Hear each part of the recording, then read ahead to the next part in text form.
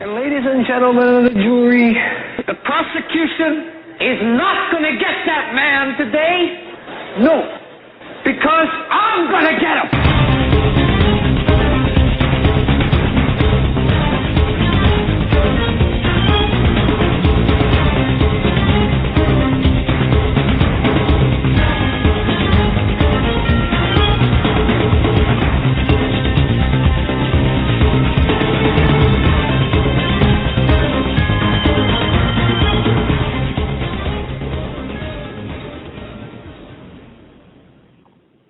This is the Hagmann and Hagmann Report for today. It's a fabulous Friday. It's January 4th, 2013. I'm Doug Hagmann. With me is my co-host, Joe Hagmann. He's my son.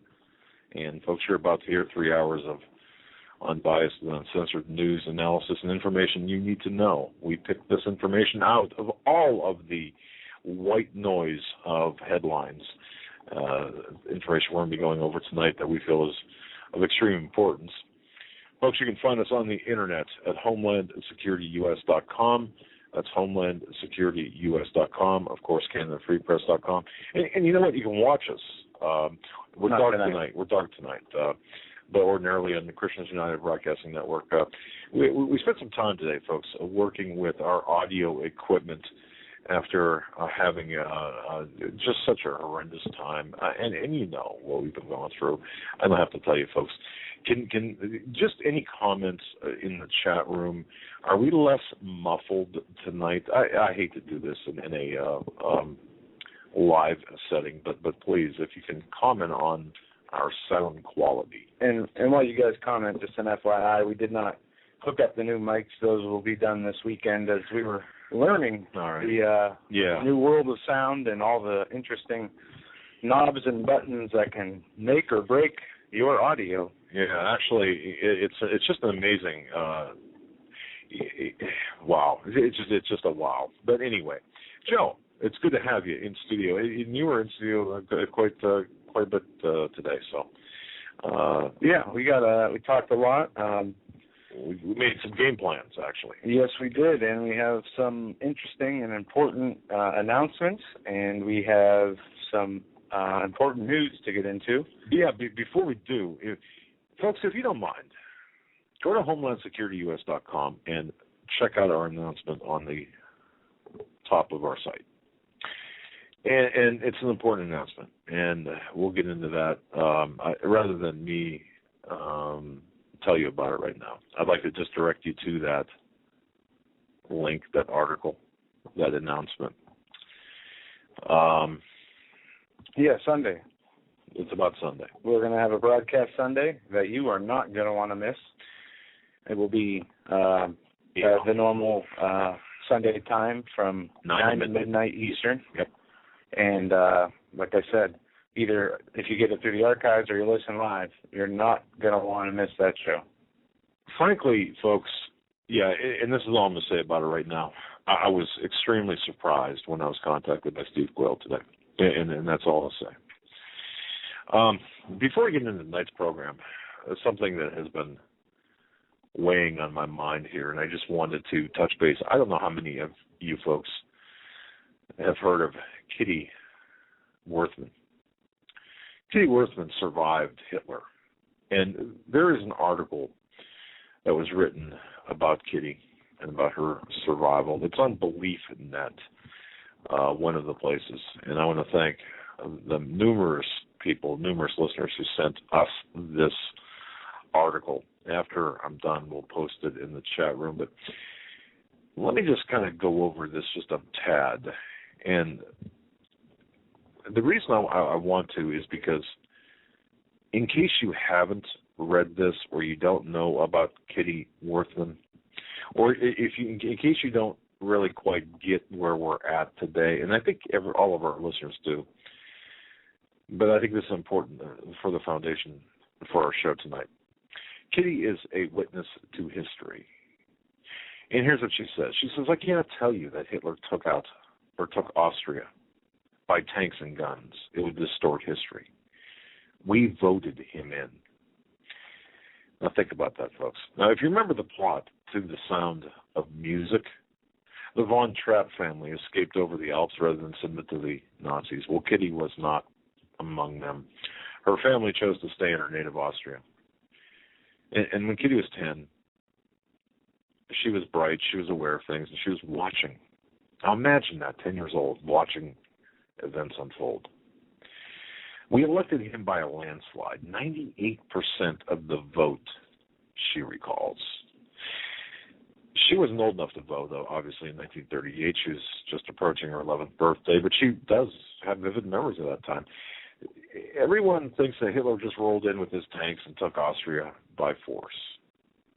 And by the way, Joe, your family, on your father's side, or on your father's side, my side, your paternal grandfather has relatives in Austria.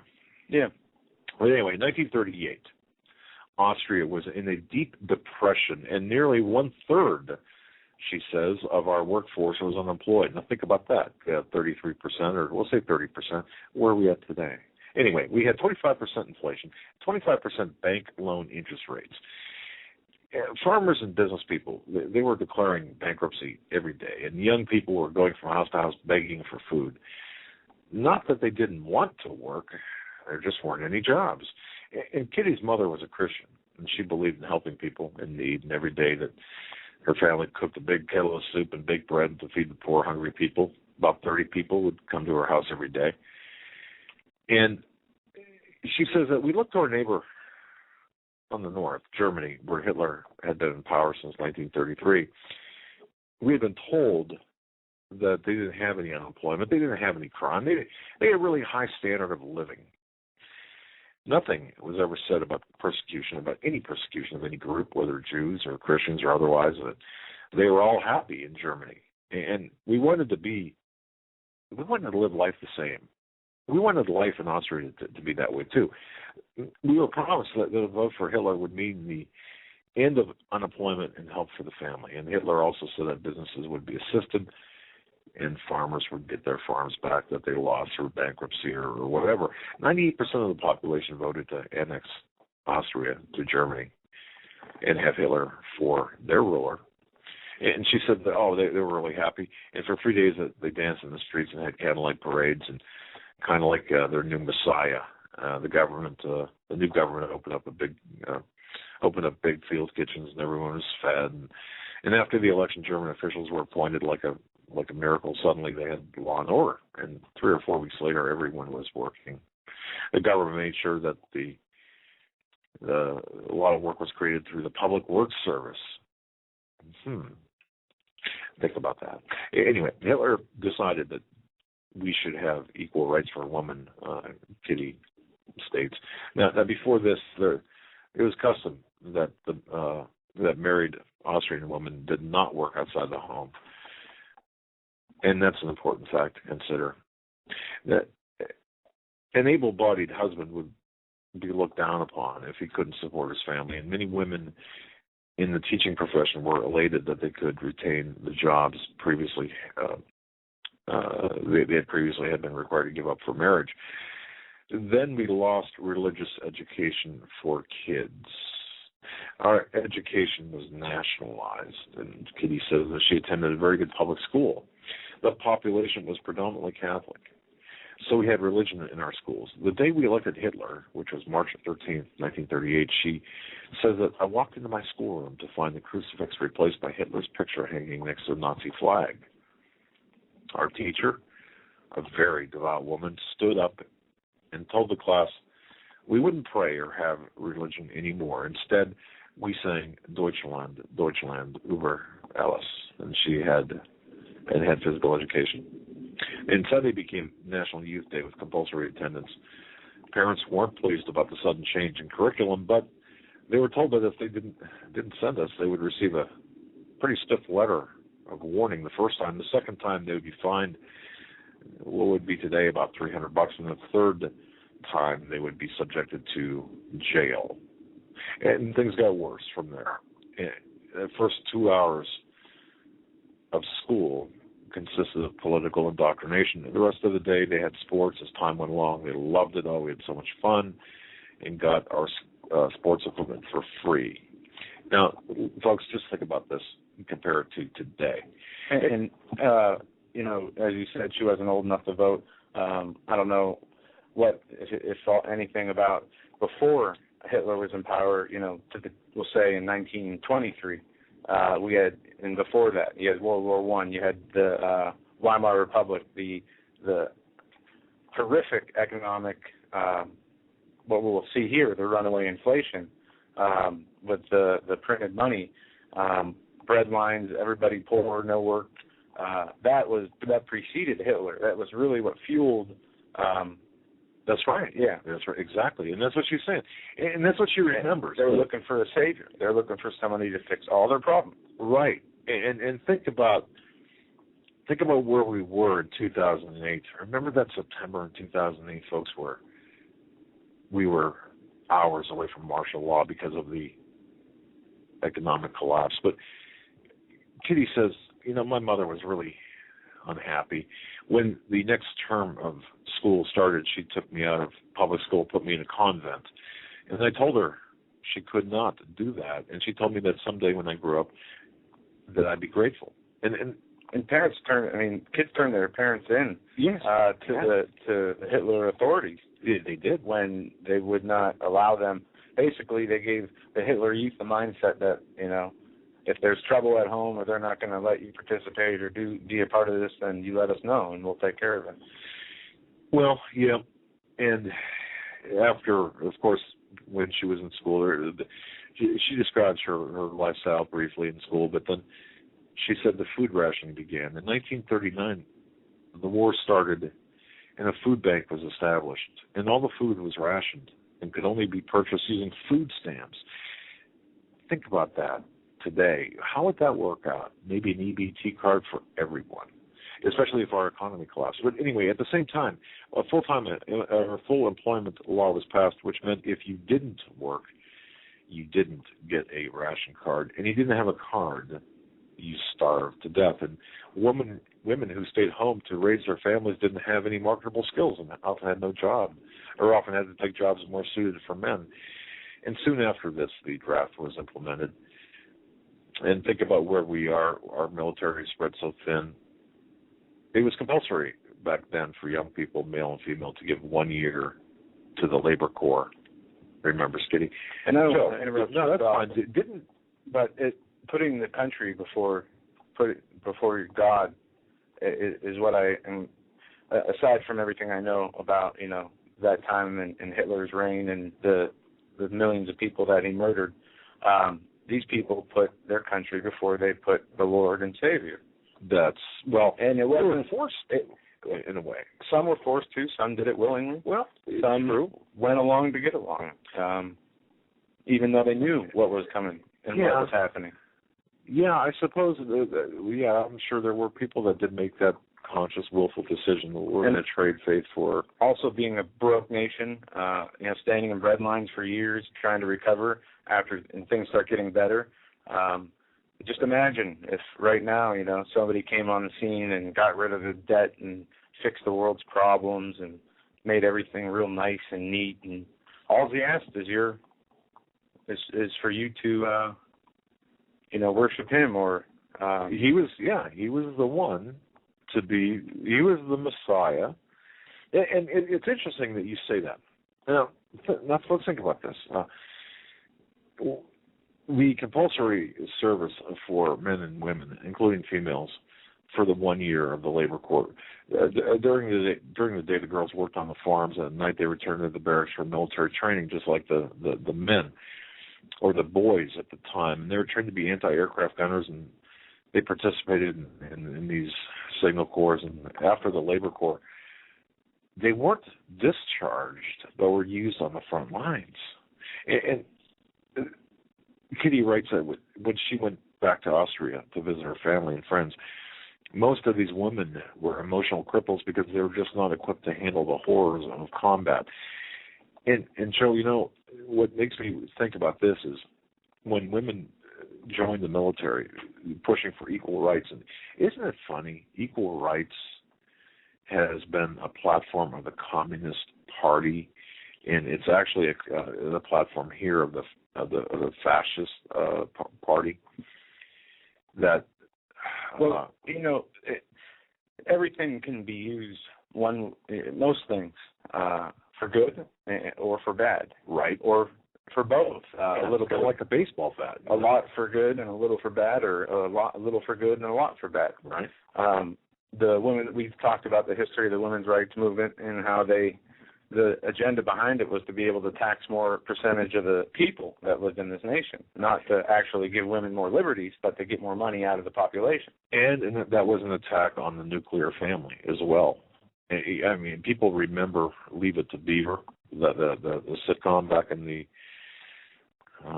late 50s, early 60s. And if you think about that, hey, come on now. And I remember coming home watching Leave It to Beaver and thinking, boy, and that's kind of, my mom was a stay-at-home mom, but back then the dresses, the aprons, and I'm not saying that, I'm certainly not disparaging working women, or even I'm just saying how it is or how it was, but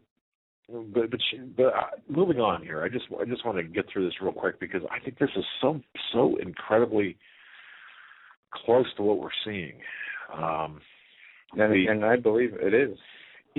The state, she writes, raised a whole generation of children. There were no motherly women to take care of the children, just people highly trained in child psychology. By this time, no one talked about equal rights. We knew we had been had. See, Americans today, I just don't believe they know they've been had. I think that escapes them. America has been swept from under their feet, and they now live in a country that is not America as it was originally, or for the 99% of its time as in history. We do not live in the United States of America anymore. You're right. We live under a international tyranny. Well, what got me was this, and I suppose this was my turning point. I mean, we know all that, right? But before Hitler, they had very good medical care. Many American doctors trained at the University of Vienna, and that's in Austria. After Hitler, healthcare was socialized. It was free, actually affordable for everyone. Doctors were salaried by the government. The problem was, since it was free, the people were going to the doctor for everything. And don't we see that too in even today in America when free medical care, when you have a medical assistance card? Not that everyone does this with a medical assistance card, but a lot of people do, where if they have the littlest of things, because it's covered, they'll go to the emergency room. And by design, our system is set up that way, so the government could take care of that. But if you needed elective surgery, you had to wait a year or more for your turn. There was no money for research. It was poured into socialized medicine. That's what's going to happen here. And research at the medical schools, it stopped. So the best doctors left Austria and immigrated to other countries. As for health care, our tax rates went up to 80% of our income. Newlyweds immediately received a $1,000 loan from the government to establish a household. But we had big programs for families, she writes. All daycare and education were free. High schools were taken over by the government, and college tuition was subsidized. Now, it sounds good, doesn't it? Well, everyone's entitled to free handouts such as food stamps, clothing, and housing. What's Obama trying to do? What's Obama doing? He's doing the same thing. Or promising as much. And giving, well, and definitely we see, it's not just Obama, as, welfare and doubled under George Bush under his 8 years. Yep. It has already doubled under Obama again. And this is the plan, as I've been saying. They are not going to fix the economy. They are destroying it by design because they have the solution already prepared. That is the key. What you said, they created the problem, they created the solution. And the solution, boy, I'll tell you, we're not going to like the solution. And I'm not going to read or reference the entire article here because it's worth the read. It's worth to pass around. But the other thing that got to me, in 1944, she writes, I was a student teacher in a small village in the Alps. The village were surrounded by mountains. mountain passes, which in the winter were closed off with snow. And that caused people to be isolated. So people intermarried and offspring were sometimes physically challenged. When she writes, when I arrived, I was told there were 15 mentally retarded adults, but they were all useful and did good manual work. I knew one named Vincent very well. He was a janitor of the school. One day I looked out at the window and saw Vincent and others getting into a van. I asked my superior where they were going, and she said, to an institution where the state health department would teach them a trade and to read and to write, and the families were made to sign papers with a little clause they could not visit them for 6 months. They were told the visits would interfere with the program and might cause homesickness. As time passed, the letters started to dribble back saying these people died a natural, merciful death. The villagers, of course, weren't fooled. We suspected what was happening. Those people left in excellent physical health, and they all died within 6 months. Yeah, we called this euthanasia. Then they took our guns. Next came gun registration. People were getting injured by guns. Imagine that. Hitler said the real way to catch criminals, and we still had a few, she writes, was by matching serial numbers on guns. Most citizens were law-abiding and dutifully marched to the police station to register their firearms. Not long afterwards, the police said it was best for everyone to turn their guns in. The authorities already knew who had them, so it was futile not to comply voluntarily. And with that, no more freedom of speech, and anyone who said anything against the government was taken away. We knew so many people who were arrested, not just Jews, but priests and ministers who spoke up. Totalitarianism didn't come quickly. It took 5 years, from 1938 to 1943, to fully realize full dictatorship in Austria. Now, had it happened overnight, my countrymen would have fought to the last breath. They would have died fighting. I want to stop here. In this book, Autocracy, Totalitarianism, Dictatorship, and Autocracy. This is in 1954. It talks about the directed economy of the Hitler years.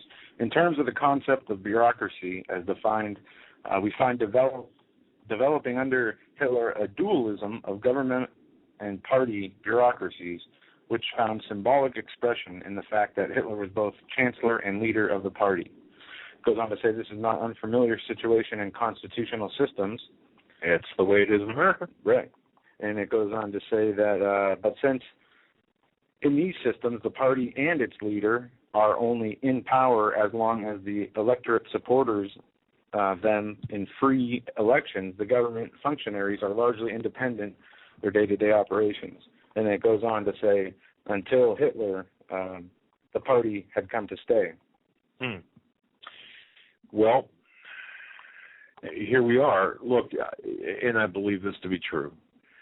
What we're seeing right now, and Joe, you and I spoke about this at length today. We were doing a lot of research, folks, for tonight's show. And there's a lot of white noise out there amid the news, and that's by design. I'm convinced of that. Joe's convinced of that. You know, what we're seeing is the incremental overtaking of our country. It's fascism and communism and socialism. And listen to this. It's all together. After Hitler took power and got control of the government, he started to make various branches and extensions of that government, such as the security police and the Hitler Youth. Oh yeah, the National Socialist Civil Servants League, and others. It permeated and infiltrated the government service. That meant, this meant, as we have already said, that the governmental bureaucracy was de-bureaucratized in the following ways: the centralization of control, and it just goes on from there. And it's reading like what's happening in America now. We see the DHS, we see these new agencies, the TSA. Right. And on a side note, we're going to talk about it later, but Department of Homeland Security about another 200,000 bullets as reported today. Gee. And folks, have you tried to buy rounds ammunition for your AR-15 or your AK-47 or your SKS? Have you tried to buy rounds ammunition? You can't. Well, you can, but you're limited. And there was a delivery made to a local gun shop last week. 8,000 rounds, a pallet of ammunition, gone in 3 hours. 3 hours. That's all it took. And that's in northwestern Pennsylvania. But the message by Kitty Worthman is this. She says, this is my eyewitness account. And folks, I'll post the link, and you should read this. It's true. Those of us who sailed past the Statue of Liberty came to a country of unbelievable freedom and opportunity. America is truly the greatest country in the world. And then she warns, don't let freedom slip away, because after America, there is no place to go. And see, people have to realize that once America falls, the last one off the planet, turn off the lights, because we are the firewall for freedom. And I have a very heavy heart when I think about what's taking place in this country, what people are doing to this country, and it's going to affect the entire world. I mean, you think it's bad now, it's going to get worse. And, Joe, you were talking about some things, too. We really have to pay attention to what we as a country, what NATO and or the bilateral, trilateral and Bilderbergers and the globalist entities are doing to Africa. What's going on in Africa? Our troops, by the way, are spread so thin across the globe, it's not even funny. So do you think for a moment, if something did take place in the Middle East, they wouldn't start up a draft, much like Hitler did? Of course they would. Meanwhile, the calls, to bring our troops back from these faraway places are going unheeded and will go unheeded. It's so bad, Joe, that I was talking to someone, and I think I might have mentioned this, and if I didn't, or if I did, forgive me, but a friend of mine, his grandson, had been awarded a medal for service, for a special thing he did in combat medal. And I don't know, it was a couple of months later, there was a deduction out of his paycheck for the cost of the medal. This is how we're treating our service people. And I find that just incredible. But then that's what's taking place right now. And under Hitler's government bureaucracy, it says it depended more and more upon positions in the party and its formations rather than the qualifications for the office. Objectivity was denounced in favor of, objectivity was denounced in favor of ideological conformity. Neither precision nor continuity was permitted when it conflicted with the views of the Führer's whims. See, and that's what's taking place right now. They don't care about ability to perform. And quite frankly, I don't think the government has, that's always been a running joke. It's, if you can't do anything, just get a job with the government. And if you are ideologically sound and in agreement, and there is continuity with that agreement with the government, then you're fine. But speak up. Try to be efficient in a government setting. Of course, it's not going to be pretty because, but that's what they're doing right now, and it's ideology over anything else, and it's on the federal level, not necessarily on the state and local levels, although there too. But we are looking at the, dare I say, the globalization of this country, the Europeanization. I don't even know if that's a word, but I'll use it. We are becoming like Europe, and that's by design.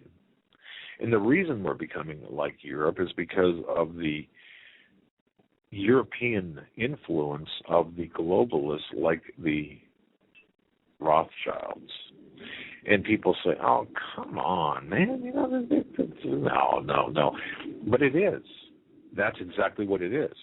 We are being our government, our puppet government, the Obama, the dog off his chain, the guy that's developed his own Muslim muscles, if you will. I wouldn't even know what to call him. Well, I mean, so many people have so many different beliefs and ideas of what he really is and what he really represents. And I would, instead of categorizing him as a Muslim, I say he's just an agent. No. He just developed Muslim. No, I mean, maybe he was a Muslim at once, but he doesn't, in my opinion, does he practice? No. What I'm saying is this. The globalists put him up there, right? Right. And we can agree on that. Right. He's on a chain. Picture him on a chain, and he broke that chain, but he's still within the fence. Yeah, okay, so what I'm saying is he might have been a Muslim before, right. But he has hidden that or given that up in the public because of whatever he's, whatever chores he's given to do. Now, if he became president, would you, hide your Christianity? Of course not. Okay, there's a big problem there, and there's a reason that he's doing that. Well, yes, and I think if we really want to be intellectually honest here, and I've said this before, made this comparison before, right now, if we look at Obama, he's a cultural Muslim, and he's a Marxist/communist. He was raised as a Marxist communist, and he's a cultural Muslim. Don't forget his time in Indonesia, and don't forget his ties and his lineage with communists and Marxists. So we are in a point in history where Obama is going to be, in my view, the last president of the United States. I don't think we're going to have another one. But this country elected a guy. If 9/11 would have been September 7th or December 7th, 1941, you could picture Obama as a man of Japanese descent with Nazi views, because that's the same thing that we're seeing right now. And people will say, well, no, that's pretty racist. Well, no, it's reality. It's not racism. It's reality. So this is something that I believe that this is where we're at. But the groundwork for the show tonight was laid out by this personal account, this survival story by this woman by the name of Kitty Worthman, who lived in Austria, who saw the things take place, who saw the youth of Austria. This generation began to, to look at Hitler as their Messiah. And is this not the very same thing we're seeing right now? Of course it is. And is not America much like Austria was in 1933 to 43? Of course we are. Hitler proclaimed himself the supreme law lord. I can't even pronounce this. Vorbester, Russia, yeah, sure. Pretty much the Lord. Of course. Yeah. And that, okay, so against that backdrop, what is important today?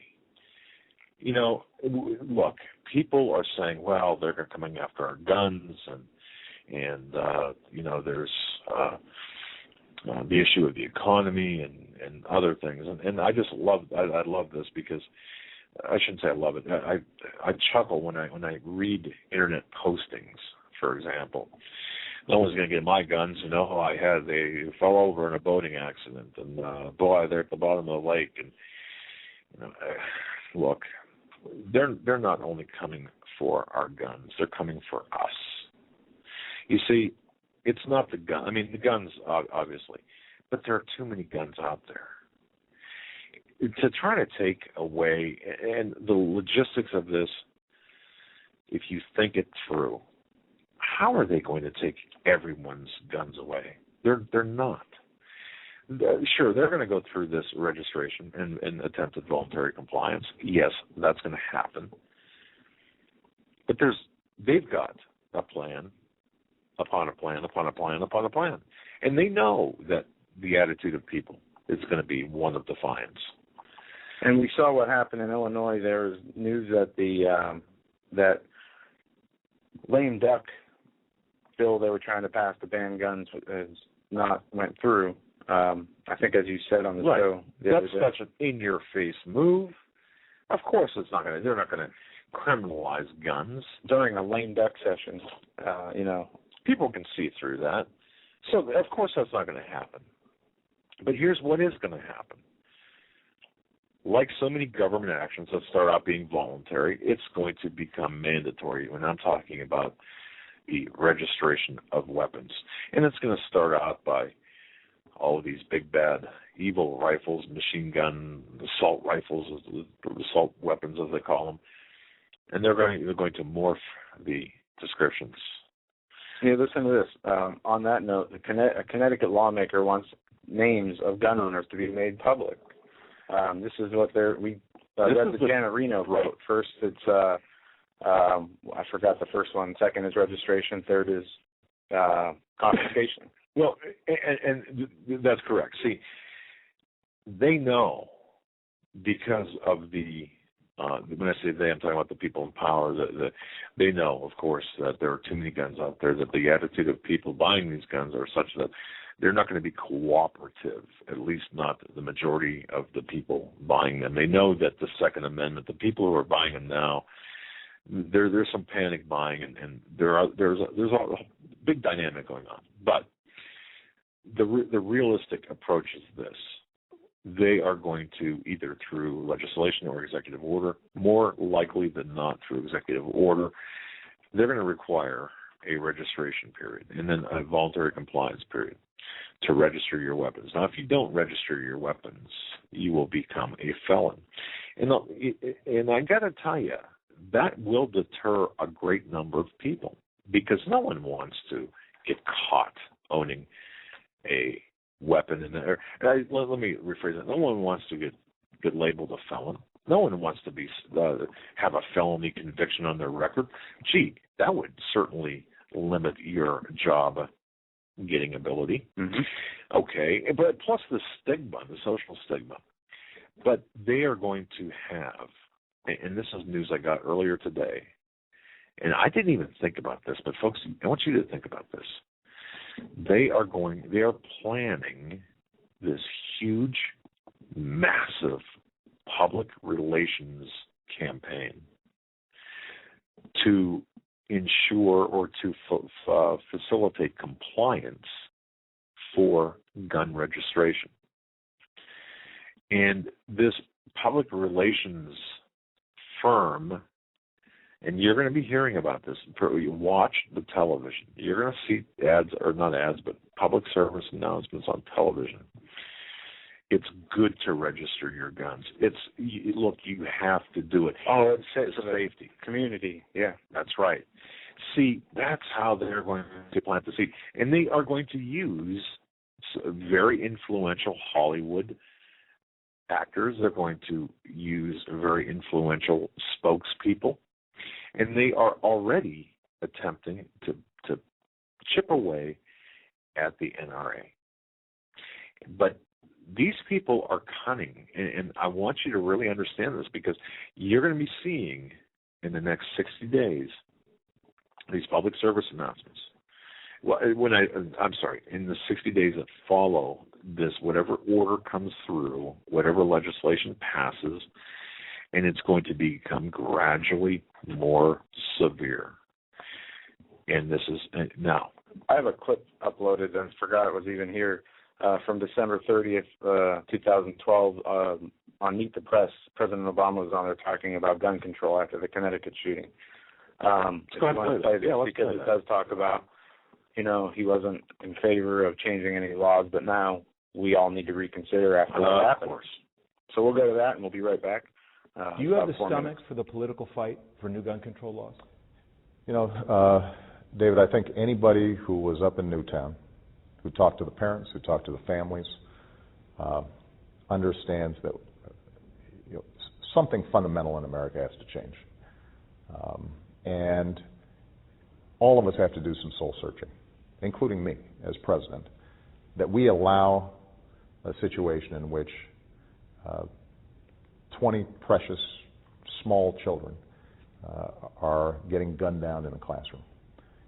And I've been very clear that an assault rifle ban, banning these high-capacity clips, background checks, that there are a set of issues that I have historically supported and will continue to support. But can you get it done? I mean, the politics is the question. And so the question is, are we going to be able to have a national conversation and move something through Congress? I'd like to get it done in the first year. I will put forward a very specific proposal based on the recommendations that Joe Biden's task force is putting together as we speak.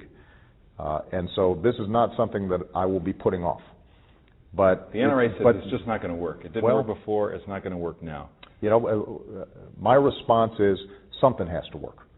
And it is not enough for us to say this is too hard, so we're not going to try. So what I intend to do is I will call all the stakeholders together. I will meet with Republicans. I will meet with Democrats. I will talk to anybody.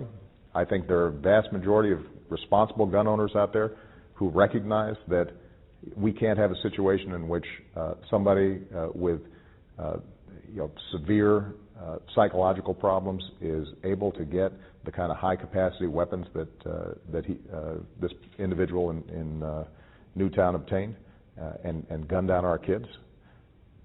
And yes, it's going to be hard. So we have an armed guard at every school in the country? That's what the NRA believes. They told me last week that could work. I'm not going to prejudge the recommendations that are given to me. I am skeptical that the only answer is putting more guns in schools. And I think the vast majority of the American people are skeptical that somehow is going to solve our problem. And look, here's the bottom line. We're not going to get this done unless the American people decide it's important. And so this is not going to be simply a matter of me spending political capital. One of the things that you learn, having now been in this office for 4 years, is the old adage of Abraham Lincoln's that with public opinion there's nothing you can't do, and without public opinion there's very little you can get done in this town. So I'm going to be putting forward a package, and I'm going to be putting my full weight behind it. And I'm going to be making an argument to the American people about why this is important and why we have to do everything we can to make sure that something like what happened at Sandy Hook Elementary does not happen again. But ultimately, the way this is going to happen is because the American people say, that's right. We are willing to make different choices for the country, and we support those in Congress who are willing to take those actions. And will there be resistance? Absolutely, there will be resistance. And the question then becomes, whether we are actually shook up enough by what happened here that it does not just become another one of these routine episodes where it gets a lot of attention for a couple of weeks and then it drifts away. It certainly won't feel like that to me. This is something that that was the worst day of my presidency, and it's not something that I want to see repeated. It hit close to home. Absolutely. Hell no. And I was playing with audio there. If you guys heard anything going on, just trying to mess with it. I think the message there is clear, folks, don't you? If you really listened between the lines, I think the message is clear. Yeah. He is going to continue with his agenda that he was set out to do, which was pretty much finish the last handing over the American sovereignty to the UN, finish the destruction of the economy, and help the New World Order become the real power structure of the world. And that's one thing, folks, I think that you really have to understand. I think we all need to understand the goal of the New World Order, the goal of the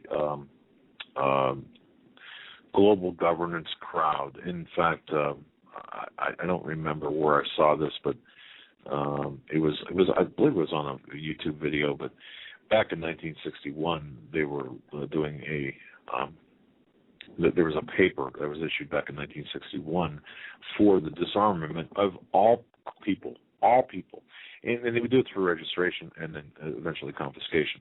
Yeah, they can go about this many ways. And you heard Obama say in that speech or interview that, this tragedy will not be forgotten. Well, that will probably be because there will be another worse tragedy to follow, as we saw Aurora. That's right. Now we saw this other one, and no matter what you believe about it, even if there's doubts that things really even happen there for different reasons. And I don't know. Did you see I just got to stop. Did you see the medical examiner's interview on that day? Okay. After the show, I'm going to show you something that'll blow your mind. But anyway, regardless, political theater or not, they're going to do whatever they can to take the power away from the people of America. Now, the Constitution grants that we are the government, but we have been irresponsible in our duty, and we have let it get this far. Well, let me take you back to March 13th, 1996.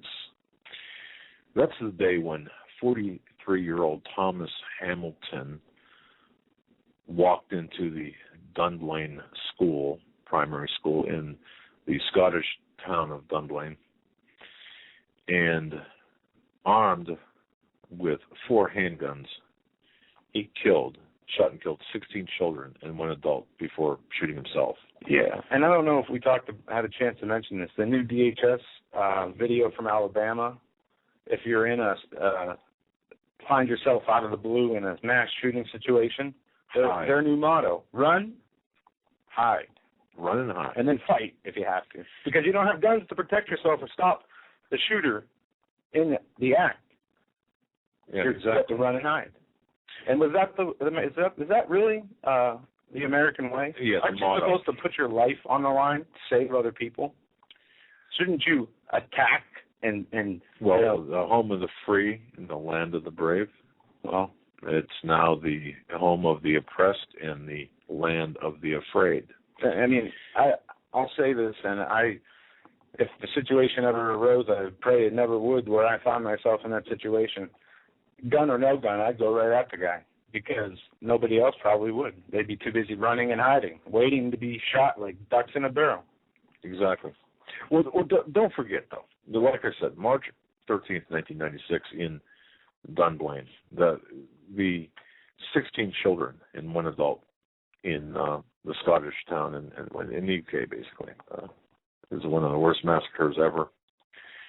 And 4 handguns. Well, what happened? In 1997, a year later, the United Kingdom, in response to that massacre, made handgun ownership outright illegal. This is the dream of the progressives, of the communists in this country, even if all they can do is to keep us going inch by inch toward that goal, it is obviously instructive of the alleged paradise that they want us to live in. 2 years after that handgun ban, by the way, the number of handgun-related crimes in the UK fell from 2,650, roughly, to, I don't know, it was just some incredible amount. Oh, wait. No. Did it? No. Actually, no. They rose by 40%. And then since these 1998 to the present, or 1998 to, I think the last figure was in 2008, the 10-year period, gun crime in the UK rose by an average of 89% in the UK, and in some areas the increase in gun crime was almost 600%. So Piers Morgan, if you're listening, go back to where you came from. Yeah, you can go back to the UK where 40% rise after the handgun.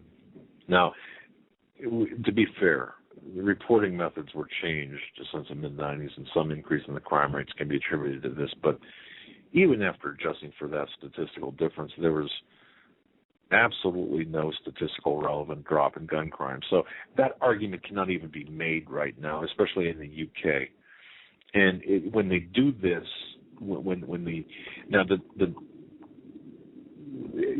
keep in mind when Piers Morgan talks about the lowering of a gun crime, it's the figures are heavily skewed. Well, we do have some figures if you want to get into them. First, I want to say this. I want to read this. Marines read a letter to Dianne Feinstein. I will not be disarmed. Right, and that's gone viral. Yeah. I mean, I've gotten that probably 500 times. Yeah, I saw this today, and I wanted to post it in the chat here. I'm not going to read it. If you guys want to check it out and read the letter yourself, Marines write letter to Dianne Feinstein. I will not be disarmed. That is, she's been trying to ban guns since, I don't know how old she is, but probably since guns were invented, from what she looks like. And I'm not trying to be insulting, but I mean, it's like what her whole career's been about. 1995, she put out an assault weapons ban piece of legislation. So this is something that obviously she's very in favor of doing. Well, and somebody mentioned in chat, and we talked about this when it happened. Look what happened in China the same day as the shootings in Connecticut. The stabbing or the slashing, stabbing and slashing, yes. No, I mean, and we talked about this, and we can continue to talk about this. Did people ever murder anybody or murder each other before guns were invented? Let me think. Yeah. Were there world wars before guns were invented? Not in the sense that we saw or people saw World War I or II. Right. But yes, there were. Of course there were. Yeah. What did they use? Because they didn't have guns. They had have something, that projectile that shot something, right? Yeah, see the catapult I built in my backyard. I mean, the common sense arguments are gone. It's just ridiculous. And what's worse is that the American people regurgitate it and start believing it. That's right. But the important piece of news here, and this is something, folks, that you're not going to read, you're not going to see. Excuse me. There's going to be an onslaught, a PR onslaught, by well-known people, well-respected people that will advocate compliance with the voluntary registry system, followed by the criminalization of possession of certain weapons that include, but are not limited to, the automatic or semi-automatic weapons, the so-called assault rifles. And in addition to that, will be included semi-automatic pistols, handguns. They're going to at first limit the number of rounds capable in a magazine. That's the holder of the bullets, if you will. Yeah, and I saw this article today, and it's not, I've seen things like this before, but I think the reason that police were kicked out of a restaurant was because the owners didn't like police. Police were kicked out of a Bellevue Denny's for being armed. Bellevue Police Chief Bill Clay is ordering his officers to get their pancakes from anywhere but Denny's, calling the restaurant a political stupidness. The new order comes after a New Year's Day clash between 5 detectives and one of Denny's managers. The department says the detectives wore out of uniform but were wearing their badges when the manager, David Rice, asked them to leave or put their guns in their vehicle. This is a Denny's manager talking to police detectives, telling them they have to put their guns. I don't think how could you not know if the badges, because they wear them on their belt with their guns, so you'd have to, if you saw the guns. I mean, if they sat down to order a meal and they didn't come in shooting, you should know already, for the most part, they're probably okay. You would think. Yeah. I mean, they're common sense. Right. But just, it's ridiculous to see this. Rice told the detectives that one of the weapons, specifically a female detective's gun, was making another diner feel uncomfortable. Here we go again with everybody's feelings, making everybody happy, except the law-abiding citizen. As the officers were leaving without their food, the general manager, Michael Vann, walked up and corrected the manager and said it was fine for them to stay, but the officer said it would be too awkward for them as they left. Denny's corporate office released an apology. Denny's policy permits law enforcement officials to carry firearms in the restaurant, and we regret any misunderstanding. Well, let me tell you something, Denny's. You don't permit anything, okay? You don't tell cops where they can and can't carry their gun. Who do you I mean, if I lived in that town, I'd open up a breakfast diner, and I would give a discount to anybody that came in with a gun, concealed carry or whatever, as long as they were legally. Well, and that's one of the not civil disobedience, but one of the measures we can all take. If you are listening to this broadcast and you have a concealed weapons permit, only frequent the establishments that allow you to carry, armed carry. For example, I think Starbucks over some other place allows you to. Starbucks, I think, says it's okay, and some other coffee place doesn't. So, I could have that backwards. But you could have told the manager to leave. Well, somebody commented that they should have told the customer that complained to leave. See, but now I would have arrested him if that was a cop. I think the franchise owner was there, or the head guy was there at the time, and he said, "Wait a minute, stop the cops on the way." And says, "Wait right. a second, it's not right." Yeah, and the cops says, "Look, no." It's at that point, you're beyond the point of no return. They left, and you remember we were in New York a year and a half ago, and there was a shooting in a restaurant similar to that. It was a Denny's or one of the common breakfast places, and I'm not even sure if there were military people in there. They weren't carrying their weapons, and somebody came in and opened fire on them. Oh, that's right. Yeah. And there was no one to fight back. Right. So, these people that are asking to be disarmed or that everybody else be disarmed has no idea or are evil in what they're doing. They either have no common sense or they're pure evil because they know what will happen if that does. Yeah, it cannot be anything like it's either stupidity or evil intent. There can't be anything in between. I just want to really quick hit this before the break because I think a lot of people are feeling this and we need to get this out.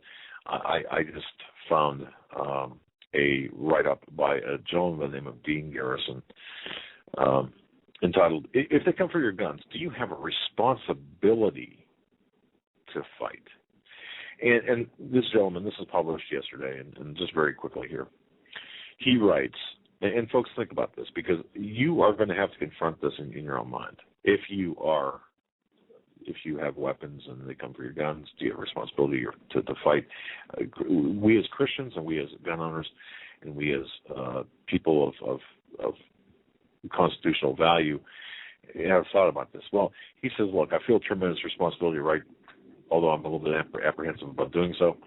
Thinking about the possibility of rising up against our own government is a frightening thing for many of us. And believe me, I'm with you there, buddy. And he says, I'm not Johnny Rambo. And I'd be the first one to admit that I don't want to die. The reason I feel compelled to write this, however, is simply because I don't think the average American is equipped with the facts. To interrupt you, I want to add to that. The mental capacity and common sense. Right. Well, it's more than just a lack of facts. These people are not thinking on their own. They are being brainwashed, manipulated, and controlled through their TV screen. And I'm telling you, this is how the control is going to be much worse. They're going to be twisting your arm mentally like you can't believe. But he writes this. He says, I feel that a lot of American citizens feel that they have no choice but to surrender their guns if the government comes for them. That's his opinion. I don't know about that.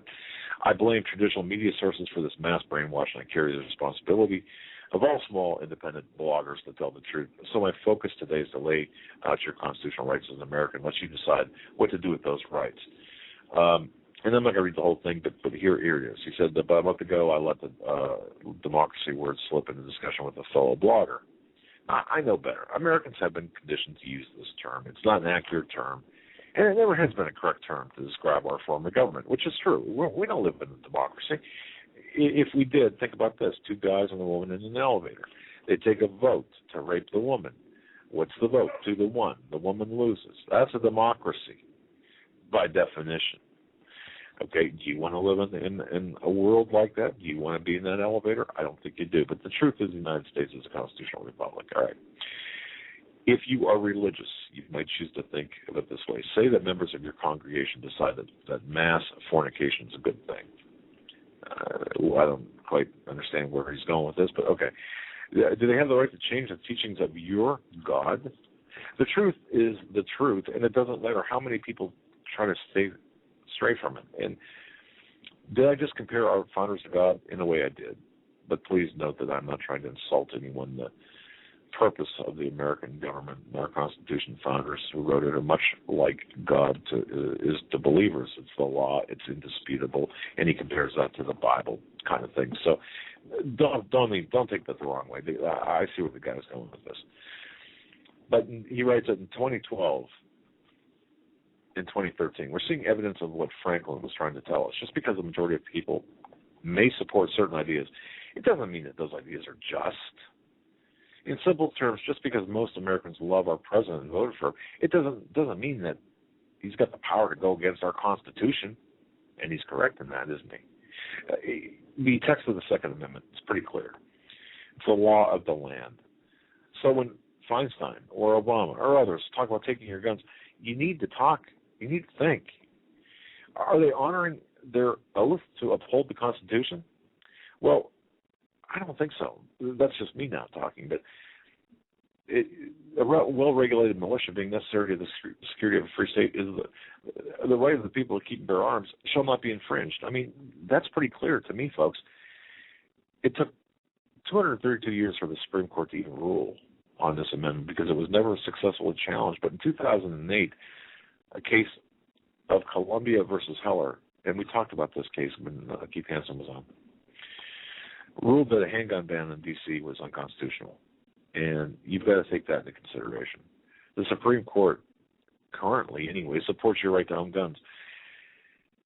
For those who try to debate the spirit of the Second Amendment, they're truly no different from people who will try to take biblical quotes out of context. And you folks, you know better than any other audience in the world what that's all about, to support immoral decisions. The strongest reason for people to retain the right to keep and bear arms is, as a last resort, to protect themselves against tyranny in government. That's quoted by Thomas Jefferson. Folks, I know we're up against the top of the hour break, and we're going to take it now to satisfy those who are streaming our show. When we come back, we're going to get into some news. I have an interesting piece from the book I read from earlier on the general problem of resistance in a totalitarian regime. Who are the resistors? And also, your phone calls the second half of the hour and for the rest of the show. You're listening to the Hagmann and Hagmann Report. We'll be right back. Hi folks, Doug Hagmann here. You might know me as the co-host from the Hagmann and Hagmann Report, or as a frequent guest on Coast to Coast AM with George Norrie. If you're like me, you're tired and confused over today's headlines. You just don't know where to turn for accurate, concise information about really what's going on, what's truly going on in today's society. If you don't know where to turn for accurate, well-researched, and properly vetted news, I've got a suggestion. In fact, it's a requirement. Bookmark Canada Free Press. That's CanadaFreePress.com on the internet. It's just not for Canada. It's for news across the world. Judy McLeod, founding editor, has put together a vast array of talented writers like Kelly O'Connell, Daniel Greenfield, Dr. Eileen Johnson-Powell, a lot of guest columnists, very talented writers. Folks, that's Canada Free Press at CanadaFreePress.com. Now mobile friendly. Follow on Facebook, because without America, there is no free world. Survival of the fittest. In any and all situations, survival is your number one priority. That requires being tough and thinking smart. And the folks at Freeze Dry Guy are going to help you do just that. They have the long-range patrol ration entrees, what they call the Brick Pack. When you're in survival mode, it is absolutely the best item for your survival pack or bug-out bag. You can go farther, faster, and carry more food with the LRP cold weather ration entrees. Not only do these long-lasting, durable entrees help sustain you or your family through the harshest environment or situation, they are by far the most delicious of their kind. No contest. With a variety of tasty entrees, you can't beat the LRP Brick Packs. Let Freeze Dry Guy help you in your survival situations. Go to freezedryguy.com. That's freezedryguy.com. Or call 866-404-3663. That's 866-404-FOOD. Hi, ladies and gentlemen. I just want to tell you about, I want to speak to the Canadian listeners. If you're in Canada, I've got something to tell you. I want you to check out our website, and actually a hunter's paradise. A company called Granland Firearms, that's GRANDLAND LUND Firearms. They're located in Campbell River, British Columbia. Their website is granlandfirearms.com. Carly Granland is the owner, and they've been in business for over 20 years in Campbell River, British Columbia, Canada.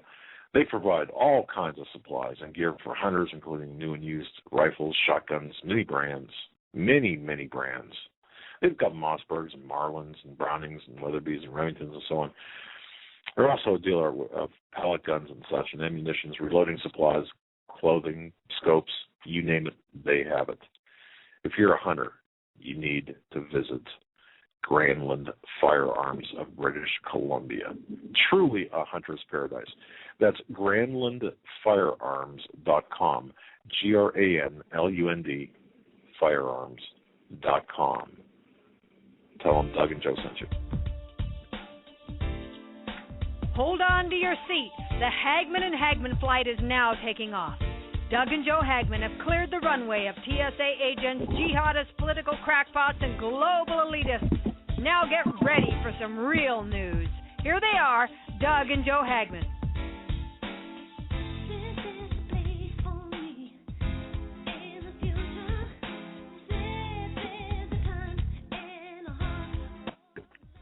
And welcome back, ladies and gentlemen, to hour number 2 of this Friday edition, January 4th, 2013. Free-for-all, a fabulous free-for-all Friday. Yes, it is. And we are going to be taking your calls this hour.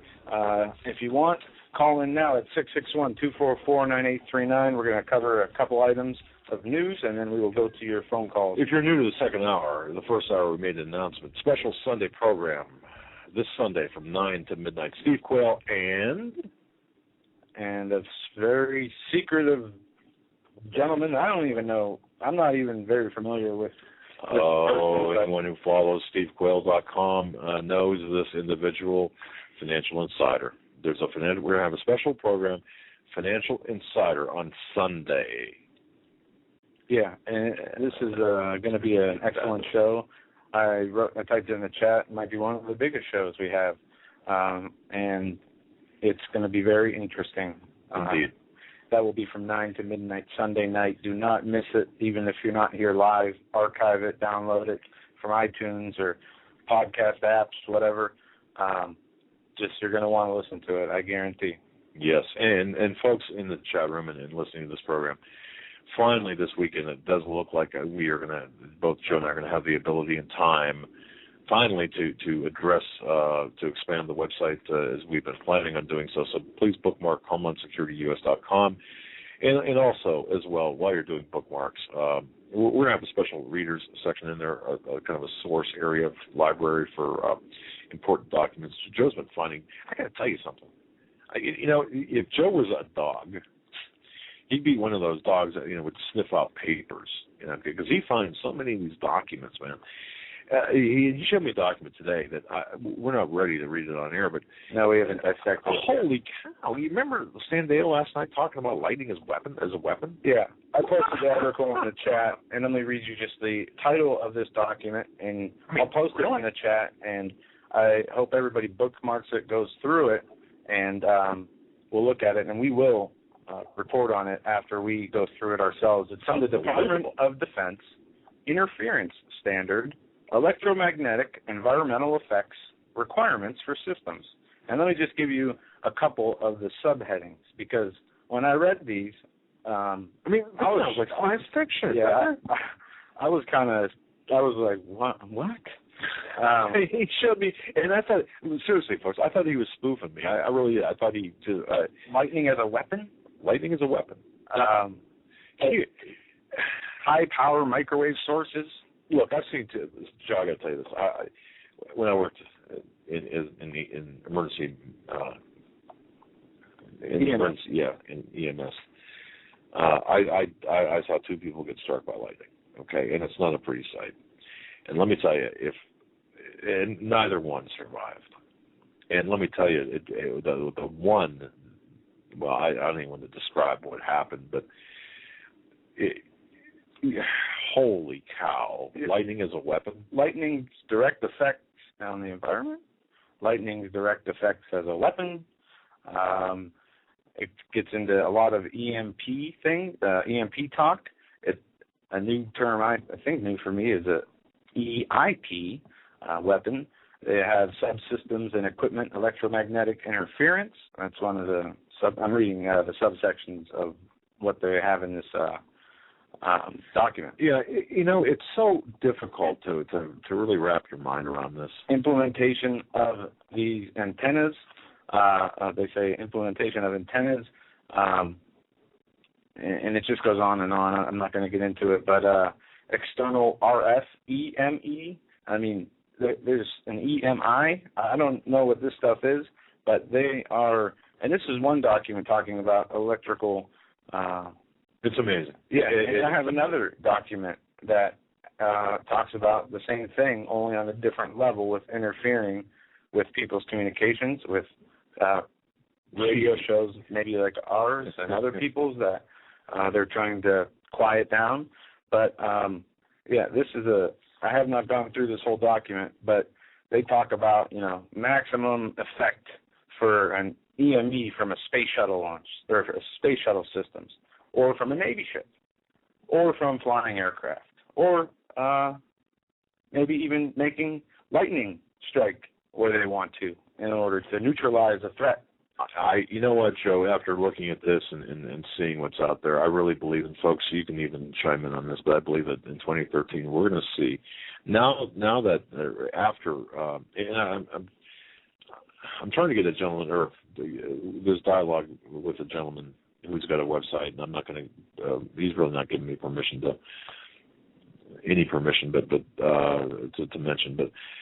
the inauguration, when you look at the inauguration of Obama this time, and you look at certain factors that relate to this, the bottom line here is we're going to see a totally different administration.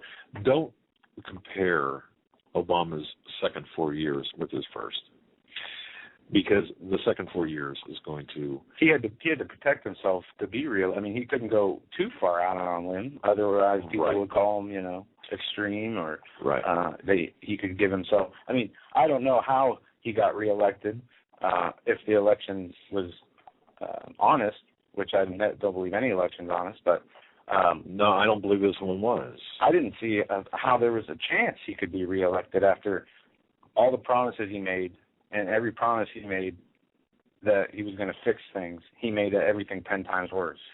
I had a conversation with someone, too, that within the intelligence venue, and he said this. Now, please, folks, when I say this, boy, I've got to, really have, all kinds of disclaimers here. First disclaimer is this.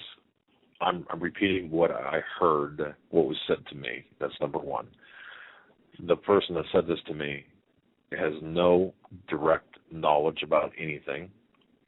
This is a mere feeling, a mere thought, a mere, just what he believes based on his assessment of things. He said to me that he does not see Obama finishing his second term. I don't know whether that means impeachment. I don't know what that means. I don't. But if you think about this, is that possible? Sure, it's possible. Is that going to change the course, the direction of the country?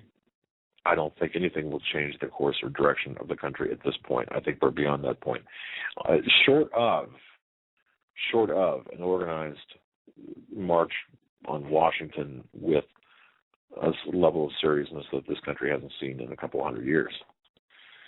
That's the only way this government's going to get changed. The direction of the country is going to get changed. That, and of course, the spiritual change that people have to adhere to or undergo. Short of that, I don't see any other way. But I just want to share that with you because I don't have any first-hand information about this other than what this gentleman said. And that was his assessment. And sure, there was discussion about what it was based on and what have you, but just take it for what it's worth. Do I think it's possible? Of course I do. It's possible to any person. It's possible to anybody. And of course it's possible. But wouldn't that be a game changer, perhaps? I don't know. I mean, Do I put much stock into it? Look, I don't know.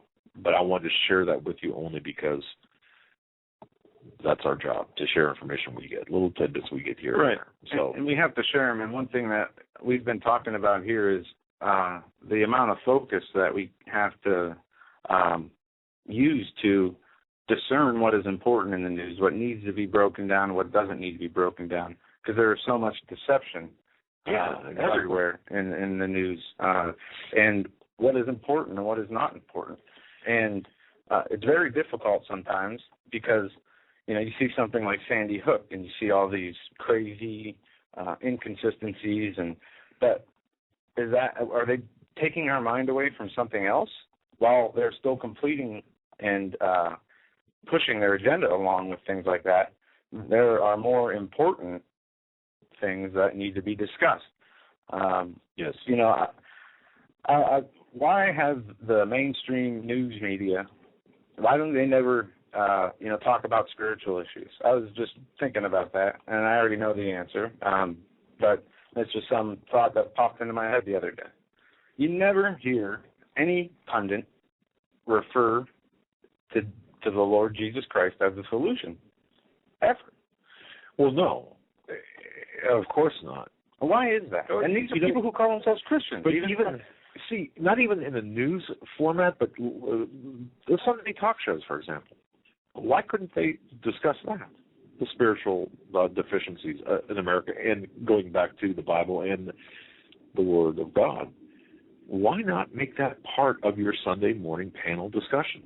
Yeah, and I got some things here I wanted to discuss on an old book that actually I took from my dad a couple of years ago. It's called Following Jesus. It makes some very excellent.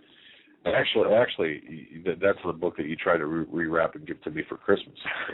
No, it makes great points. They have like a bunch of parts, like 7 parts, one for each day that you're supposed to read before you get into what actually Jesus did and said when he was here on earth. And we're going to get into some of that later. Let's go to the phones, because we have some people that have been on hold for a little while, and I don't have my fun phone sheet with me. So we're just going to dial for dollars here, or answer for dollars, I suppose, or whatever they call that. I'll tell you what, I'm not even going to look for it. All right, let's just be on the wild side here on this freaky, fabulous, free-for-all Friday. Let's do it. Okay, we're going to go to 304 first. 304, you're live on the Hagmann and Hagmann Report. You're up. 304. Yeah, you're up. All right, guys. Hey, it's good to hear you again. I just had a point. It's kind of I don't know. I was listening to Rick Wiles, and it's just we have. I know I'm the same like you guys. You just have this feeling that something is changing, and like doors are being opened up. Things are happening in the spiritual realm as well as the physical realm. The physical realm is just a manifestation of what's happening in the spiritual. And there's war going on above us, on this earth, and below this earth. And we know... Caller, wait. Please say that again. About the physical being the manifestation of the spiritual. Please say that, because I think that's so important for people to hear. Well, what's happening in the spiritual is just a manifestation. I mean, here in the physical is just a manifestation of what's happening in the spiritual realm all around us. And, I mean, the war is going on. It's raging. And we are, on the physical, we're getting caught in the middle of what has been going on for a long time. But we are seeing the ending of this war, and we are in the middle of it. I listened to Rick Wiles last night, and this inauguration, there's 2 inaugurations that are happening. One is on Sunday, on the 20th, and then they're going to have a public one on the 21st. Now, what do you think is going to happen behind those closed doors in the White House? Inauguration day. What kind of ceremony do you think is going to happen? Well, caller, let me ask a question. Don't they set this up where they're? I mean, it can't be totally private, can it? Well, it's a private ceremony. I know he has his people coming, but they're chosen people to be there at that time. It's not open up for just everybody. I believe it's going to be a satanic ceremony. Huh. I believe they're going to open up, like you said, the next 4 years. They're going to be nothing like the first 4 years. They are opening up doors that aren't. It's not going to be. You can't go back from them. Once they're opened up, they're opened up. I agree. Yeah, but now back to the inauguration, the private inauguration. It still has to be documented by photographers, the White House historian, photographers, and and last time people they screwed up and they did another private inauguration afterwards. Yeah, but I see where you're going with this because I'm uncomfortable. Now I know it's law. There is a law that does govern if the inauguration day falls on a Sunday. There's a specific law that says, well, okay, the public can, it gets split somehow. And I can grab, I pulled it up, I don't know, a week ago, and I don't have it in front of me. But that aside, what are you saying though with this? You think it's going to be going to kind of kick off the Go ahead. I think this is the kickoff to some real satanic oppression due for all the things that are going on within people. They want to be told what to think. They want to be told how to feel. They want somebody to tell them everything's going to be okay. Well, they're opening this guy up, and he does it all the time. I mean, look at the people that said, there's my Messiah. There's my leader, like Hitler. There's the guy. That's the man. And he does not tell them not to. Like what happened in Israel at the time of Jesus with Herod. His people were telling him the same thing. You're God. You're Messiah. You're the God here on earth. And he never told them. Right. He never told them not to do that. And you know what? He ended up with a belly full of worms. That's true. And is not Obama trying to be the Pharaoh? Yes. Okay. That's what I thought. And, you guys talk about some hard things sometimes and some real hard things for people to grasp. And I know it's not easy. And I listened to the whole program last night. And, these are not easy subjects with gun control, with all of it, with the social upheaval, social mind control, just the forces that people are facing. Those are hard things. You're right. Very difficult. And I got to tell you, we, obviously all the time we pray prior to going on the show, but we find ourselves praying for discernment when we do the research because this stuff is heavy it's intellectually heavy and it's spiritually heavy. And caller, I got to tell you, if people are not, you can have a basement full of food, ammunition, guns, whatever. But if you're not spiritually prepared for what's coming, that's going to hit you upside the head like a 2x4. Especially if what we are facing is judgment for this nation, which I do believe this nation, for all of its just kicking God out of everything, and then taking this man and putting him up as God. What do you think the God of heaven really thinks about that? And we really love this man. None too happy. No. Yes, I agree. And he just may be part of the judgment. So, I don't know. You're right. If you could have everything in the world, but if everything is just taken away from you, all your basis for, your retirement, your job, your family, and the people that you love have been taken away, and you don't have anything. And what do you have?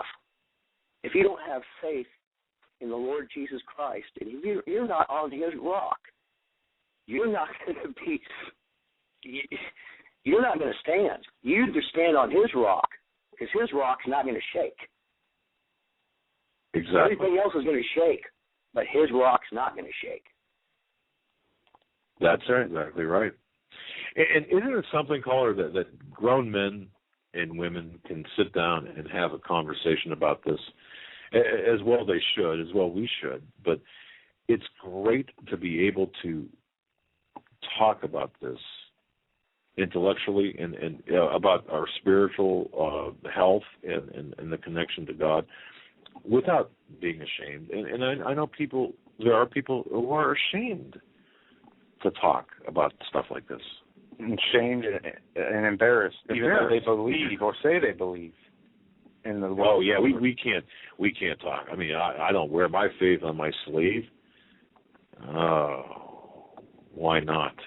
But, and to your point, caller, in Luke chapter 20, it talks about all the things that are going to happen at the end times when Jesus says what will come to pass.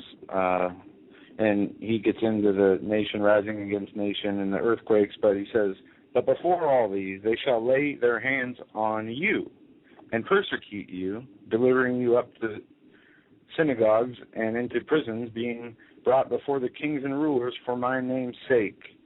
And it goes on to talk about these days are of vengeance, and all things which are written will be fulfilled.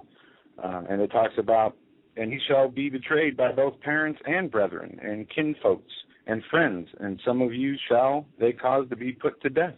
Talking about that division that they are bringing, the spiritual division. There's been so many households that we were going to do a show on that tonight, and we didn't get into that too much. But our spiritual division in each and every one of your guys' families and friends, I know it's probably increasing.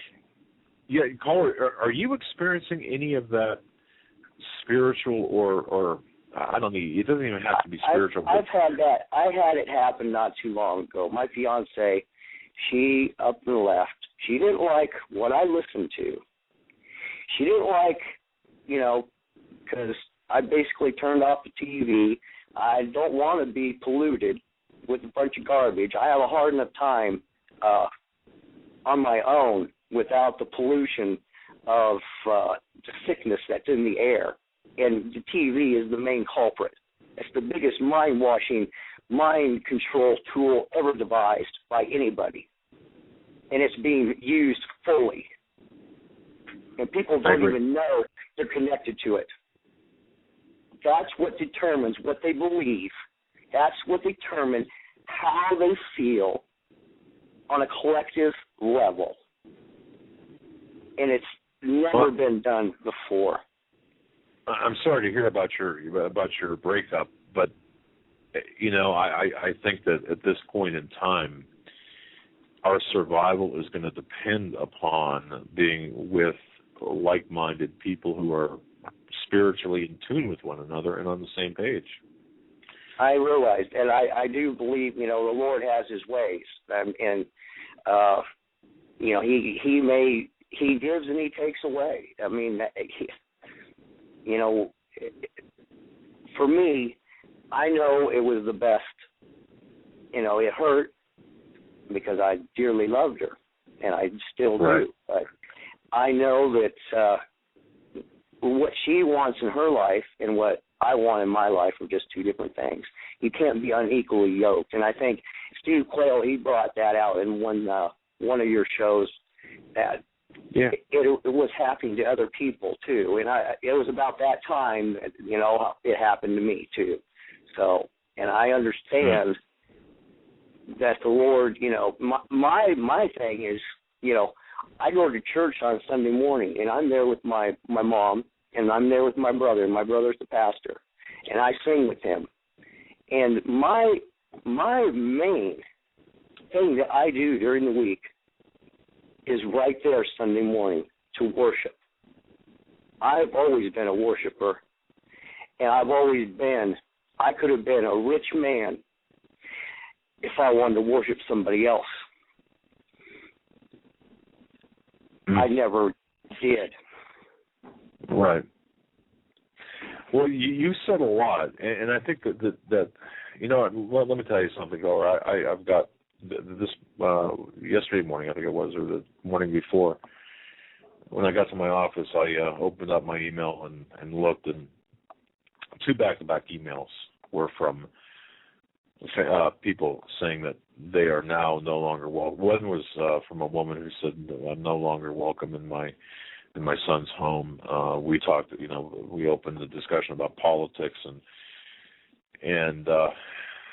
it was so sad to see the division. And the second one was from a young man. I don't know how old you are, but probably I would say about your age, whose wife said, "You know what? You're crazy, and you need to seek medical help if you think that things are bad, because they're not bad. Look around. There's nothing wrong." And he went to great pains to talk about the spiritual element that they were discussing, but 2 different levels. I mean, just on 2 different pages, and so many. I've never gotten emails like this. We've never gotten calls like this. The spiritual division is so prevalent. Well, we're being divided. But God is doing, this is the important thing about what you guys do. I've been listening to you for a while now, but I feel like you guys are my friends. And you just have that community aspect about your show that no one else does. I mean, everybody else is like professional. And I'm not saying that you guys aren't, because you guys, really, I've read your writing and everything, and you are as professional as anybody else. It's just that you have a different spirit about you. You have a spirit of compassion and spirit of just the kind of spirit that we need in this day, that we don't have enough in this world of. A spirit of community, a spirit of understanding.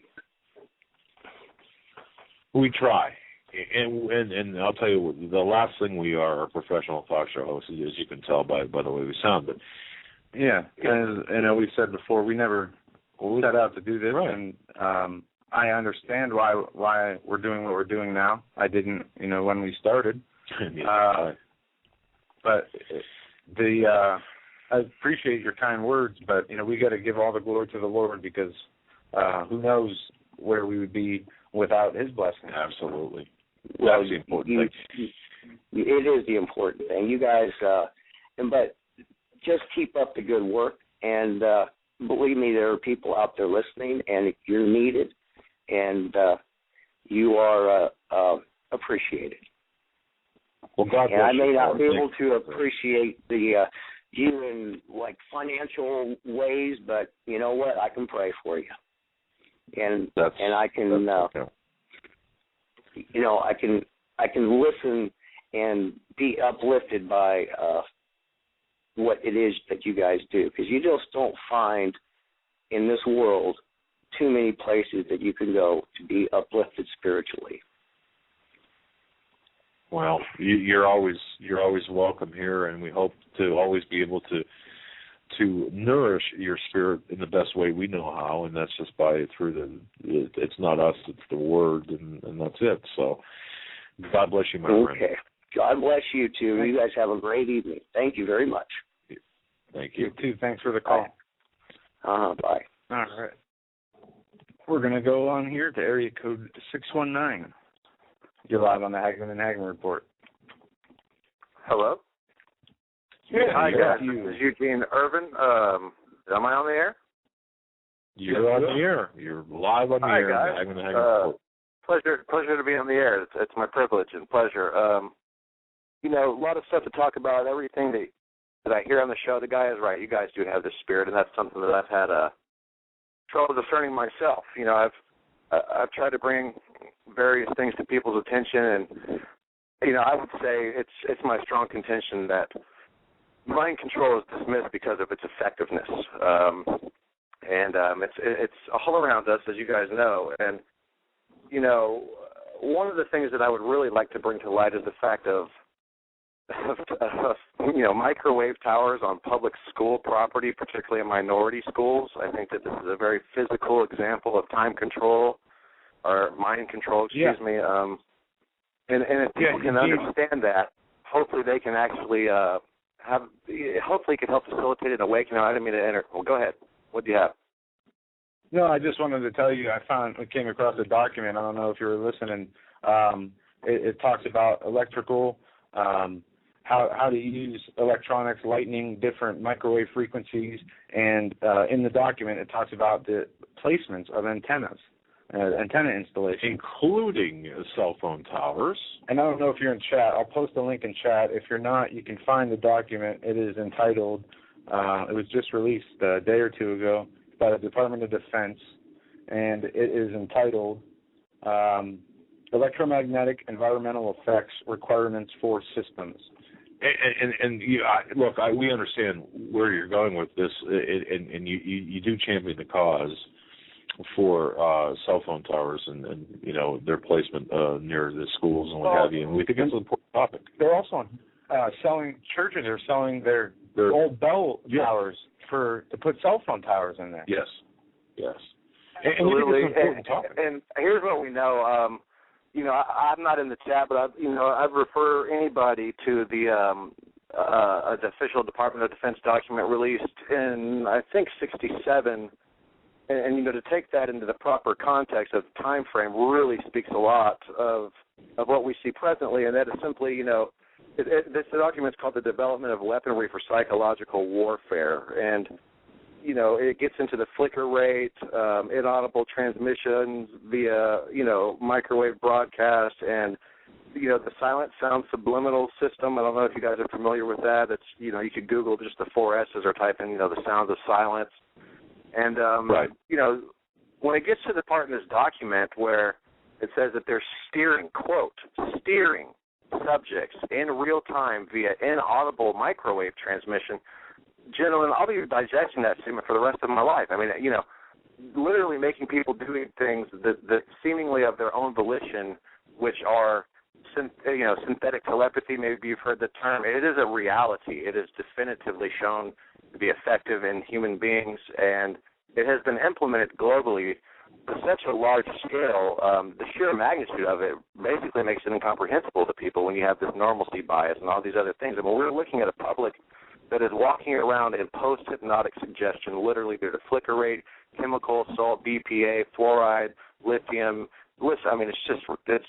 the list goes on and on. And so, again, mind control is dismissed because of its effectiveness. And to touch on the Nazi subject, it's clear that there had been a Nazi faction that had infiltrated this country and has continued to the present day, and we are still warring with this. The people that have the audacity to put the runways in the shape of a swastika at a major airport with these murals that are dedicated to the New World Airport Commission and all of these things.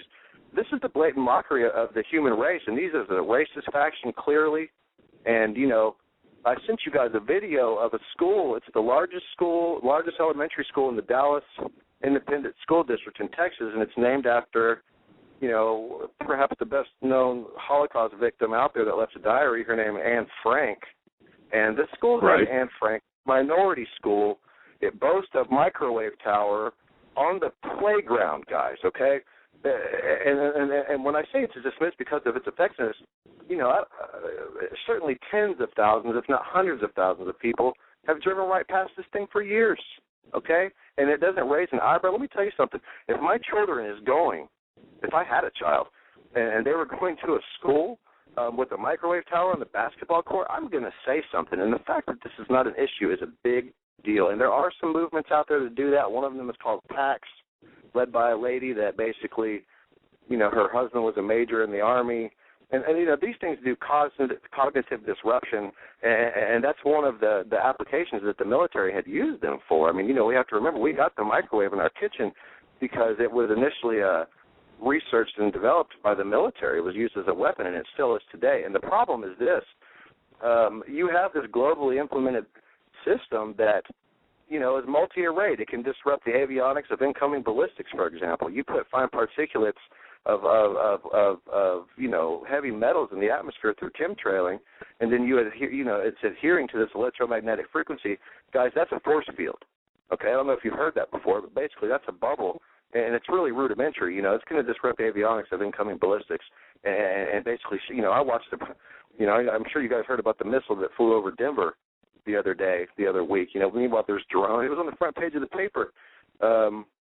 In Denver, the Denver Post, a drone almost collides with a commercial aircraft, for Christ's sake. So people just don't even understand what's going on around them, and it's so hard sometimes to have compassion on them and to understand ways in which to really reach them.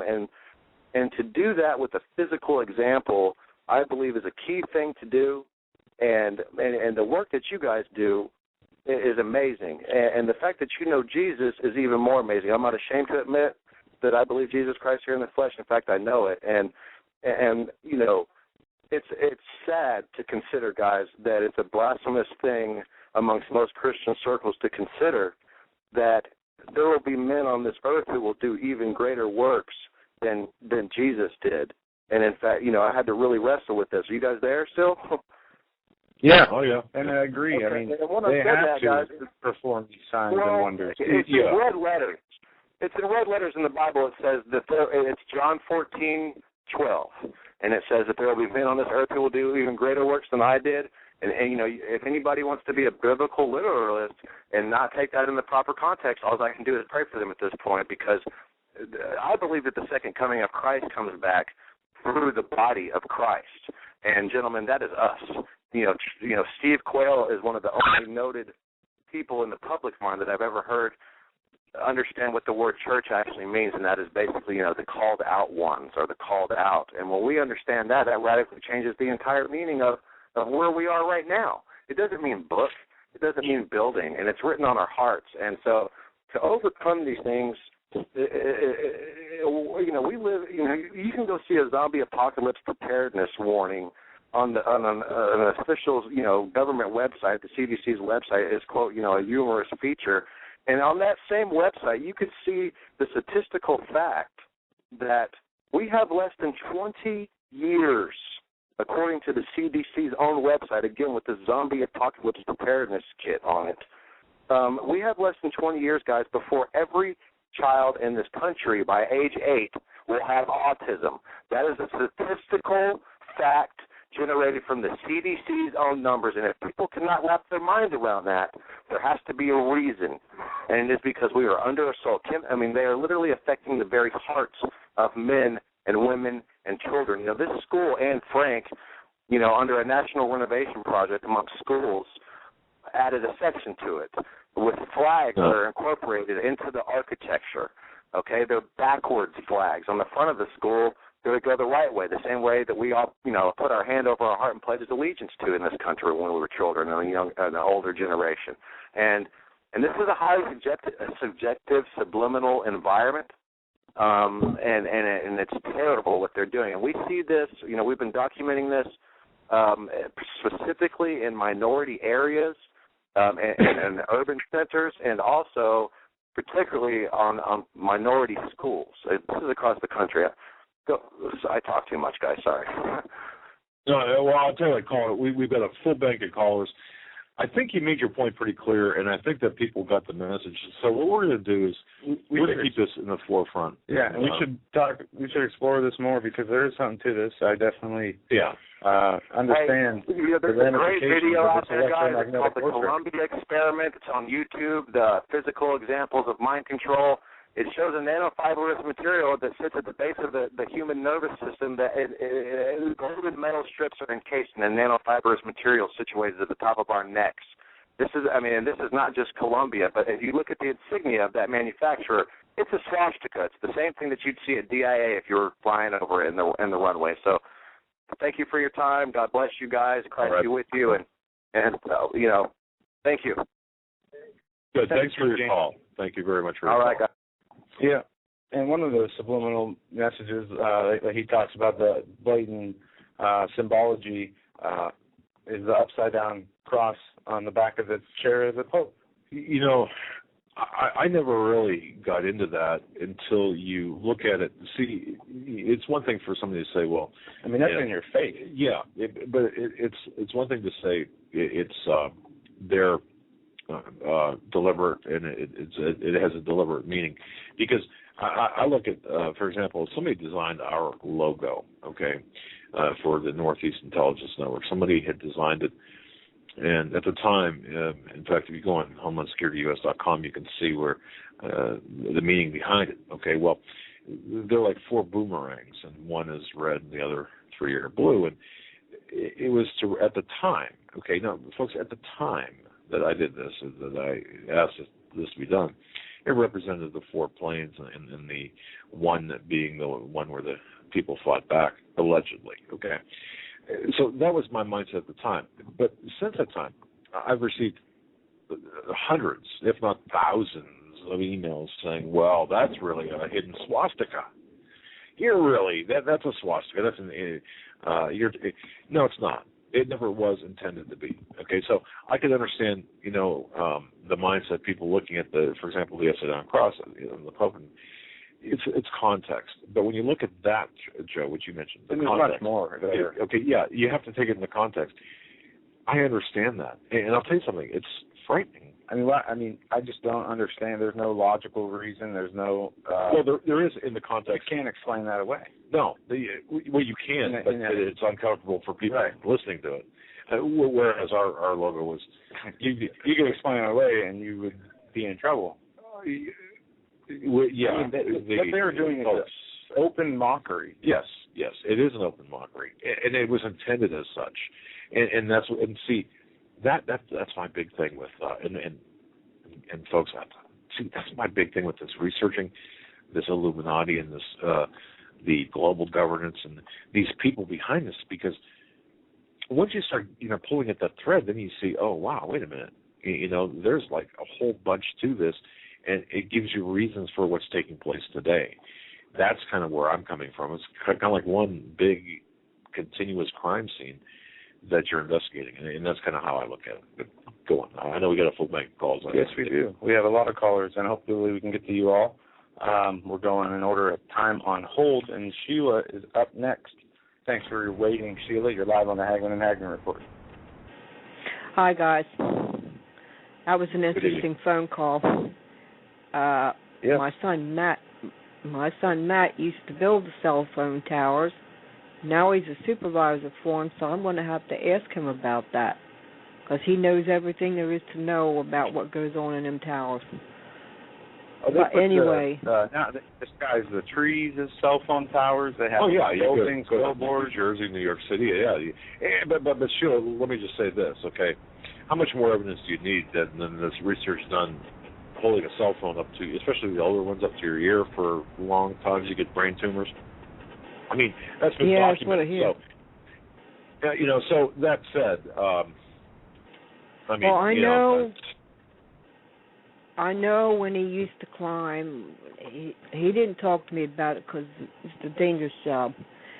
But I remember him saying that when they was doing whatever they had to do on top of the tower, they would have to turn their backs at a specific time because of the radiation. And I'd tell him, I don't want to hear anymore. If I don't know about it, can't bother me. But he doesn't do that anymore. He's a supervisor now, so I'm going to have to ask him about that. I never heard tell of doing this where church bells used to be. That's, wow. Yeah, I have that article. I don't know if I have it saved. Let me check. churches are selling their old bell space for, they're renting out their steeples as cell phone towers. That's CBS News. Unreal. You probably don't even realize, well, you'd think they would know, the government would know, that with all that radiation it's going to do harm. I mean, even being around these big electrical towers, it ain't, it's not a good thing. But I called to tell you something that I saw the other day, and it goes to you, Doug, when you was saying that, somebody told you that Obama may not be there the whole term. Well, I was over on WMD, and I saw something up to the side, and it was this bunker that he's had built onto the side of the West Wing. Have you seen that? I've heard about it. I'm not familiar with the article or the thing you're talking about. Okay, well, see, this has been 2 years in the work, and when that started, people started questioning what they were doing there, because there was such a massive hole being put in. And Obama tried to say it was cables being put on the ground. Well, that wasn't the case. And the other day when I was over on WND, I saw this thing, and it was connected to the White House. So I went over on YouTube and found it. And here it is. It's a bunker. There was this man dressed in a suit. I have no idea who he was. And you might have thought he was doing a tour in a museum or something. And he was showing the bunker. And the bunker's white. And it's got these fancy windows, and it's connected to the West Wing. And there's like 3 windows and it goes down into the ground. But he said, this is where the Obamas are going to be living for a year while they rework the White House. So I'm thinking, okay, last time I knew, the house belongs to the people. So what's he doing in there? Him and Michelle is going to be in a bunker for a year. Does that mean he's going to take? Is he going to take Abe out? Washington? You got to wonder. Well, when I say that's right, I mean the house belongs to the people. It's our house. We're allowing him to live in that house. The White House is the house of the people, and I can't remember what the last time a president you could walk up. Well, when I was a kid, I remember being able to almost walk up to the lawn of the White House. And last time we went, we couldn't even get close to the street that used to be accessible. So what is being done to our house, the house of the people? It's just ridiculous. I'm very interested in what is going on there with that construction. I do recall now getting a couple emails there, but I'm not prepared to say what it is, but I want to know. We're paying this man for it, wouldn't say. The man that was doing talking, he wouldn't talk about that. So I don't know. I got a feeling that we're looking at a dictatorship. I think he's arrogant enough to take anything out that resembles another president. I do. I think he's going to change everything within that White House, and I got really ticked off when I seen a picture of him with his feet up on the desk in the Oval Office. That's right. And I found it really interesting that whoever the guy was that took that picture started at the soles of his feet. And he was sitting there laughing. And this is something that really gets my goat, okay, folks? It really hacks me off. I don't know how else to say this. But let me tell you something. If I were in any way, shape, or form to serve in any capacity, even as an intern in the White House, of course those days are gone, I would have so much respect for the house of the people. Number one, I realize it's not my house. I would not walk into that White House. I wouldn't put my, unless I was fully dressed in a suit, I wouldn't put my feet up on the furniture. I would treat it as I was a guest in someone's home for the 4 years or however long I would be there. to see it, and I'd have to say it began with Clinton. I'm sure it happened throughout the multiple administrations, but really to the public with Clinton, the way they treated it like a frat house, that really upsets me. You know, it really does. And Obama, it's a little thing, right, Joe? I mean, I could care less. To me, you know, you wear jeans into the Oval Office, you should be slopped around. I mean, the thing that bothers me about Obama and the White House is I've never seen him give an address from the Oval Office. You know, I don't know why. No, I haven't. That's a really good point. I'm glad you brought that up. It is. I have not. Yeah, thanks for that, Joe. I never thought of that. You know, yeah, look, it's Sheila, it's something that we're going to have to look into because that bothers me. It bothered me when I saw the reference to it and kind of a summation of it. Now your call reminded me of it. Joe and I will look into it and we'll report back what our findings are. Watching this guy and listening to him, you know, I'm thinking, you know, you're a moron. Why aren't you asking questions here? You know, what's he going to do to our White House? He can get his feet off of the desk. The Queen Victoria gave the White House that desk many, many, many, many years ago. You know, he's an outright disgrace and he doesn't belong in there, and it's time to evict him, if we could. Eviction. We have to. What last I knew, eviction papers had to have the name of the person on it. We're not sure what his real name is. With that said, Sheila, God bless you. We're going to let you go. We had a full bank of callers, and we're up against the break. God bless you, Sheila. Okay. Talk to you later. Bye-bye. All right.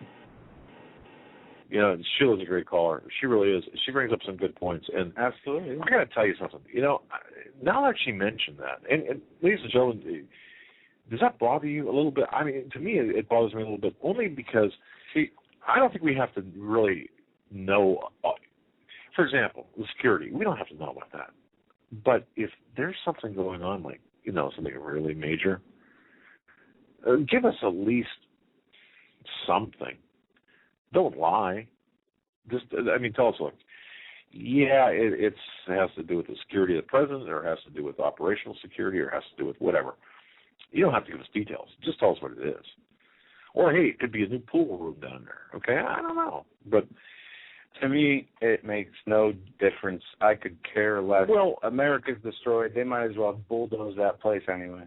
But see, okay, and I'm glad you shouldn't even care about it. No, I'm glad you said that. Care about the spiritual, because things are moving very fast. Yes, things are getting very bad, and I understand. You know, 10 years ago, I would definitely agree with you. But now, wait, it's not a concern. I do not care. I am caring less and less about anything that does not have to do with. But hold on a second.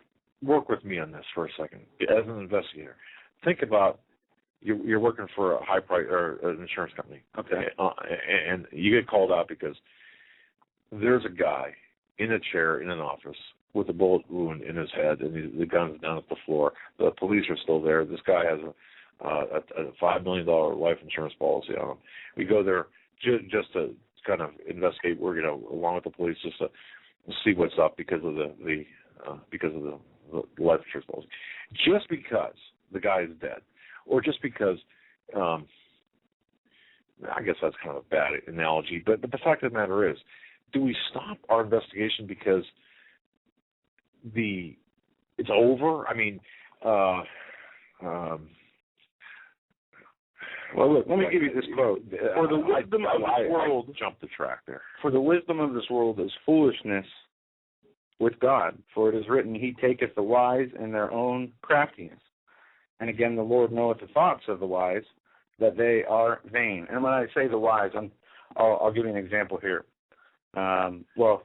People who explain away God, say Jesus never was on the earth, by using the Bible, right, with their degrees and with their, qualifications, claiming false things, teaching false religions, and to me, I understand that. We're in a period of time right now. I've never felt the intensity, and it continues to grow. I got you by a few years. Right. Okay, so I've never been through. The Gulf War wasn't a war fought on American soil. Right. I don't think you've seen a war fought on American soil. The Civil War was 18. You got a couple of years over that. Careful now. But no, seriously. What's the White House worth? If we could take it apart and give it away to people who don't have homes, I'd be happier than. But we're looking at the bigger picture. And Sheila has a good point. We're looking at the bigger picture, but the bigger picture is a mosaic of smaller pieces, is it not? Smaller pictures. When you look at a painting, like a painting of a landscape, that landscape is beautiful, and we're seeing the big picture. But every part of that landscape picture is its own element.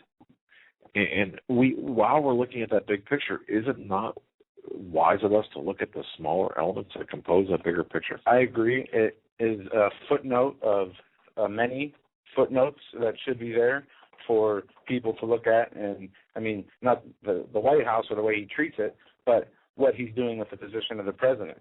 And, God appoints people. He uses senators and non-senators. He uses kings and small people to fulfill his purpose, whether it's to let people know that a certain time is near or whatever. True.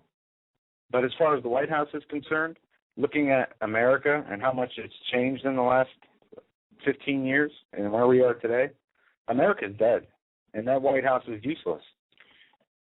And we'll go to break with that. Folks, if you want to call in, 661-244-9839. We'll be taking calls all next hour. We'll be back after a few minutes.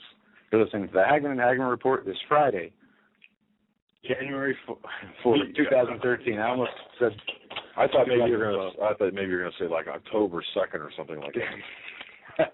No, I'm looking for the music to play us out. But, all right, guys, we'll be right back, taking your calls and much more.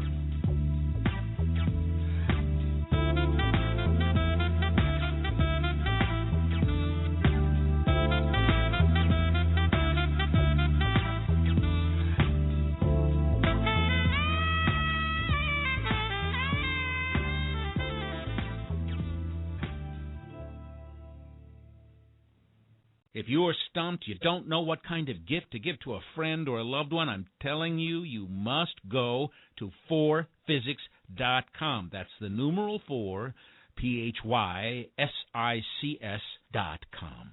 This is your one-stop shopping palace. That's the only way I can put it.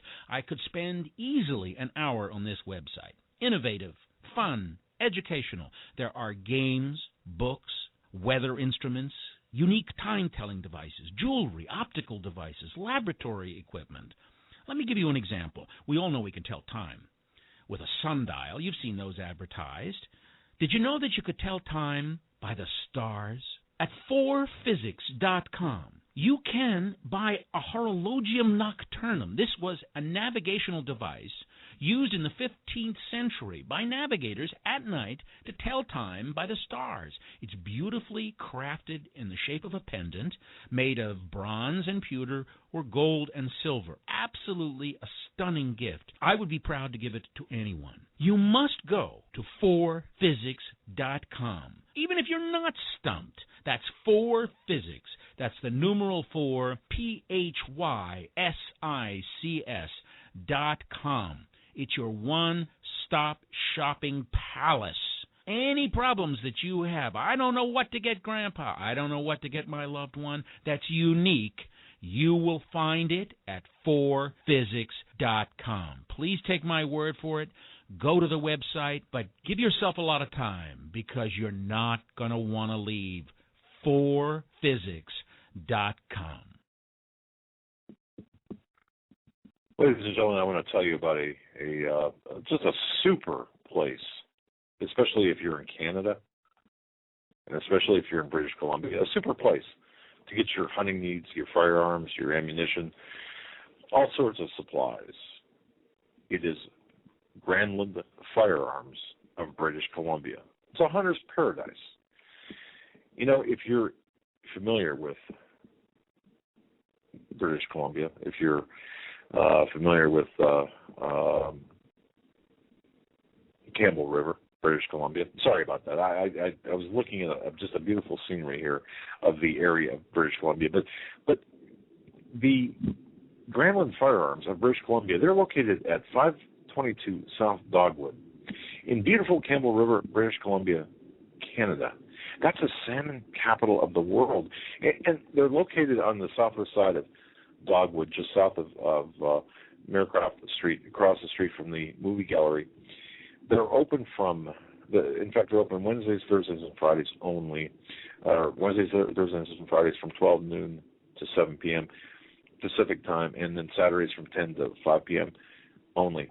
They're closed on Sundays, Mondays, and Tuesdays, but you can go to their website. It's GranlundFirearms.com. That's GRANLUND Firearms.com. They specialize in firearms, including rifles, shotguns, black powder rifles. They've got new and used hunting rifles. Anything you can think of, they've got. Shotguns, pellet guns, all kinds of brand names. And they carry all kinds of reloading supplies. If you're into that, if you're into reloading, no place better to get your reloading supplies than Granlund Firearms. So pay them a visit, GranlundFirearms.com. That's GranlundFirearms.com. And by the way, drop Carly an email.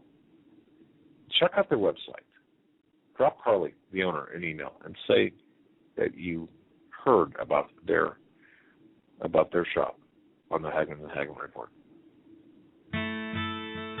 You better wake up fast and listen to this, America. The Obama campaign has launched attack squads disguised as truth teams dedicated to intimidating and silencing all political dissent carried over the internet that criticizes the Marxist Obama.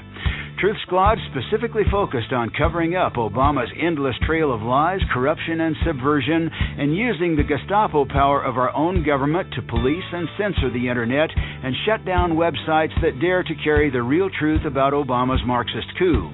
Remember the names of these Gestapo-style agencies that work right there in your neighborhood: KeepingHisWord.com, KeepingGOPHonest.com, and AttackWatch.com. KGB, SS, and Gestapo-style police-state gangster organizations that work to silence the important voices of patriot dissent, some of which have already been shut down by Obama's orders. Adolf Hitler would have been proud. We're the 21st century Tea Party Patriots.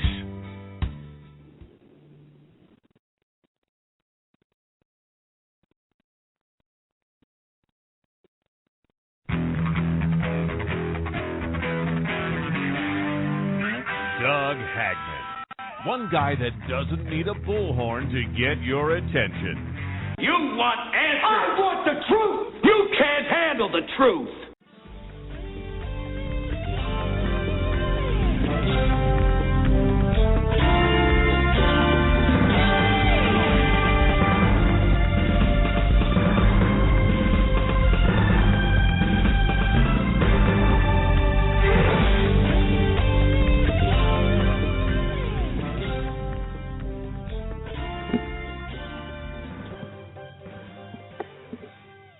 And welcome back, ladies and gentlemen, to our third and final hour of the Hagmann and Hagmann Report this first week of January 2013. Today is the 4th.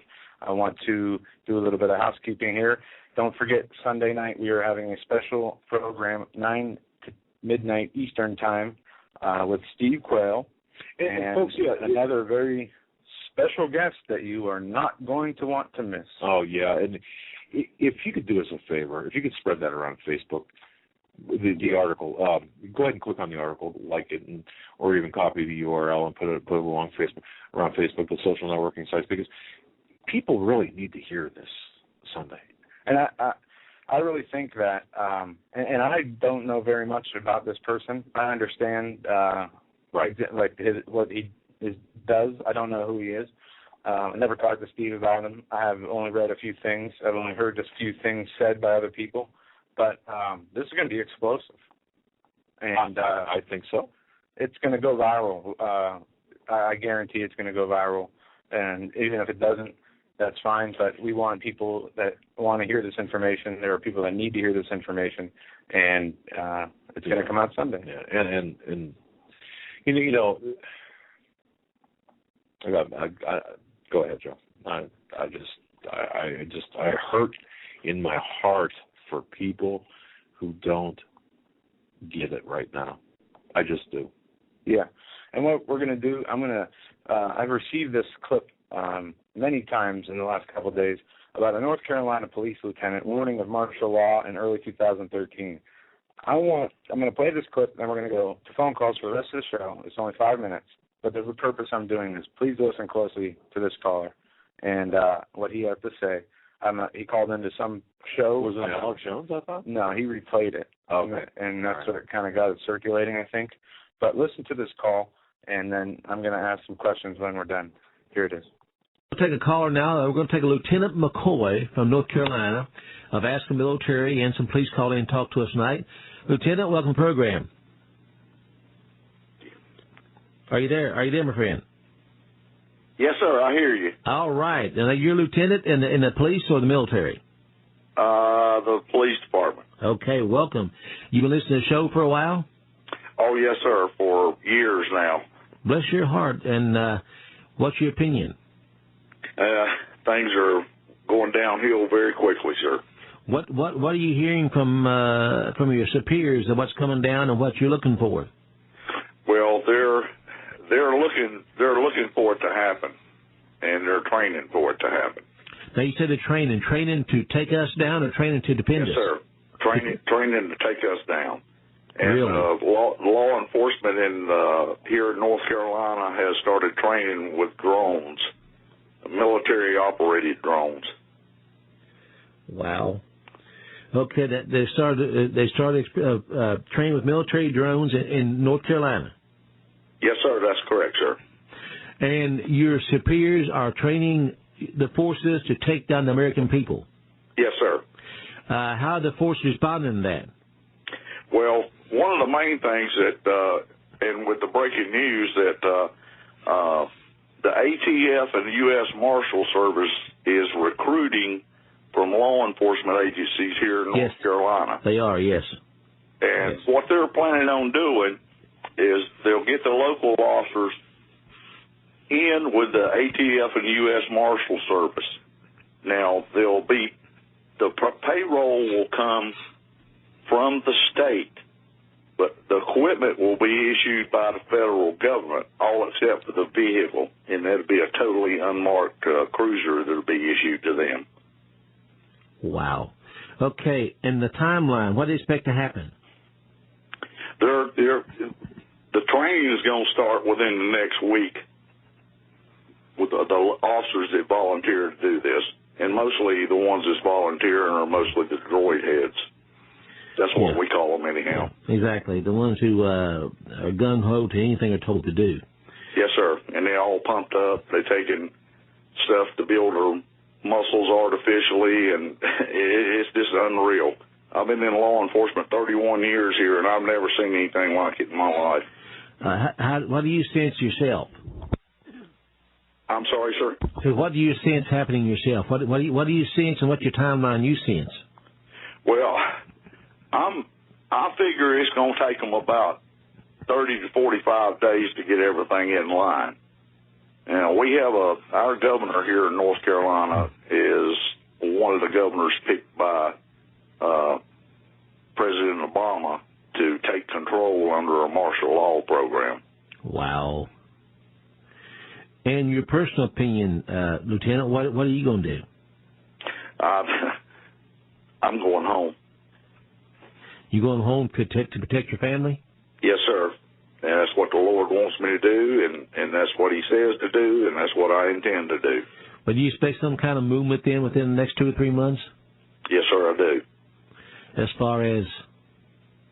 I think they'll start to move, and they'll start picking out certain people and making confiscations and arrests. Are they going to do that house to house along the road, roadblocks, or what? It'll be wherever they can catch the certain individuals at. They want to catch them at home where they can take their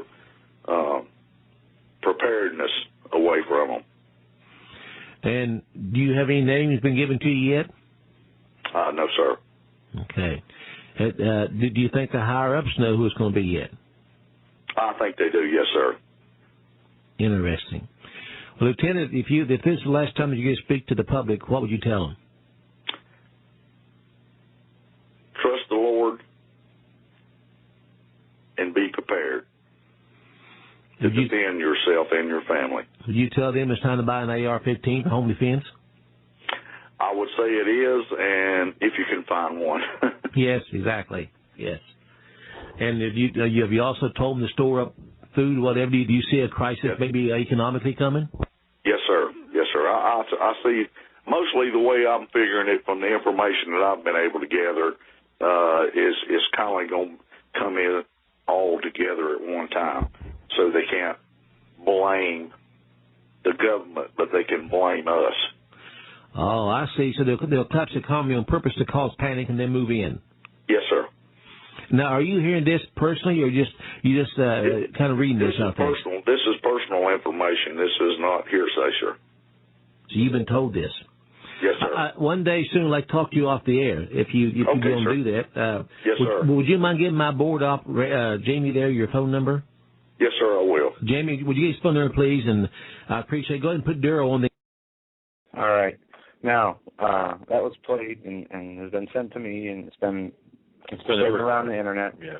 And I'm not saying that it's not legit, but it reminds me of something. And those of you who have been listening to us for a while, I don't know if you remember, we got a phone call from a gentleman. It was just a regular day, and he called in and gave us a lot of, precise information of similar things happening and time periods, and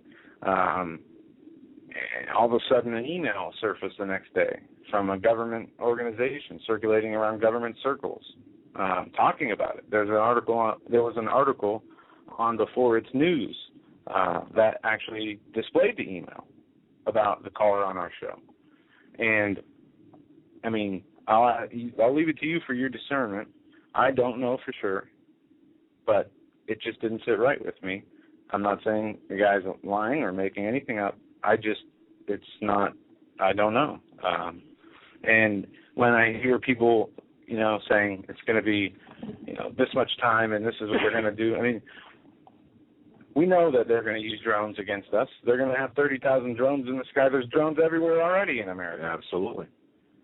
We know that they're going to clamp down in this country. We see it happening right now in front of our eyes. But regardless of that, whether you believe them or not, this stuff is happening. Yeah. But we need to just look at what is coming out and being, pushed on us.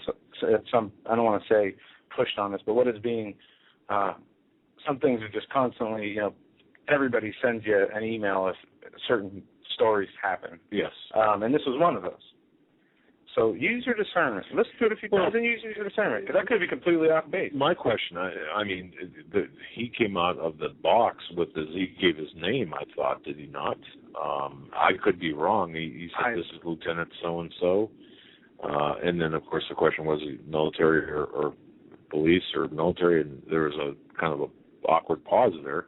Yeah, I guess I'm just very skeptical, but I don't know.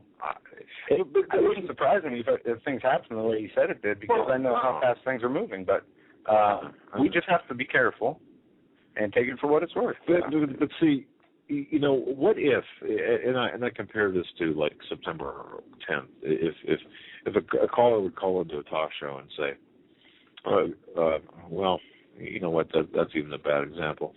This gentleman obviously is attempting to warn others that the plans are in motion, that martial law is going to take effect. And of course, how many times, how much stress can the American people take? Folks, how much stress can you take? Yeah, and I want to add this, and we'll go to the phone. I was reading comments on somebody posted a YouTube video of the caller we got that I just was looking at, like last night. Yeah. And, there was all these comments about all these fear-mongering things that never come true. Like, there was no October surprise. I mean, things we never mentioned, things we never, and I'm not saying we didn't mention the October surprise, but like they were throwing Nibiru in there and this YouTube video comment section. Right. And there's always that. But people don't understand, just because things don't happen the way even the people who think they know and tell people, the way that, it might be different. And we, in my opinion, we did see an October surprise. We're still seeing it. Yeah. We have this whole economy situation. we can't even go back to the elections to see if there was. I mean, we know that there was reports of fraud, but we can't even get that straight. We can't even get the Aurora facts. I mean, things are moving so fast. We don't have time to focus on all this. We just know it's coming, and we know what we have to do. Yeah, and that's a very good point, Joe. We're going to go back to the phones. Let's see, area code 903. You're up next. You're live on the Hagmann and Hagmann Report.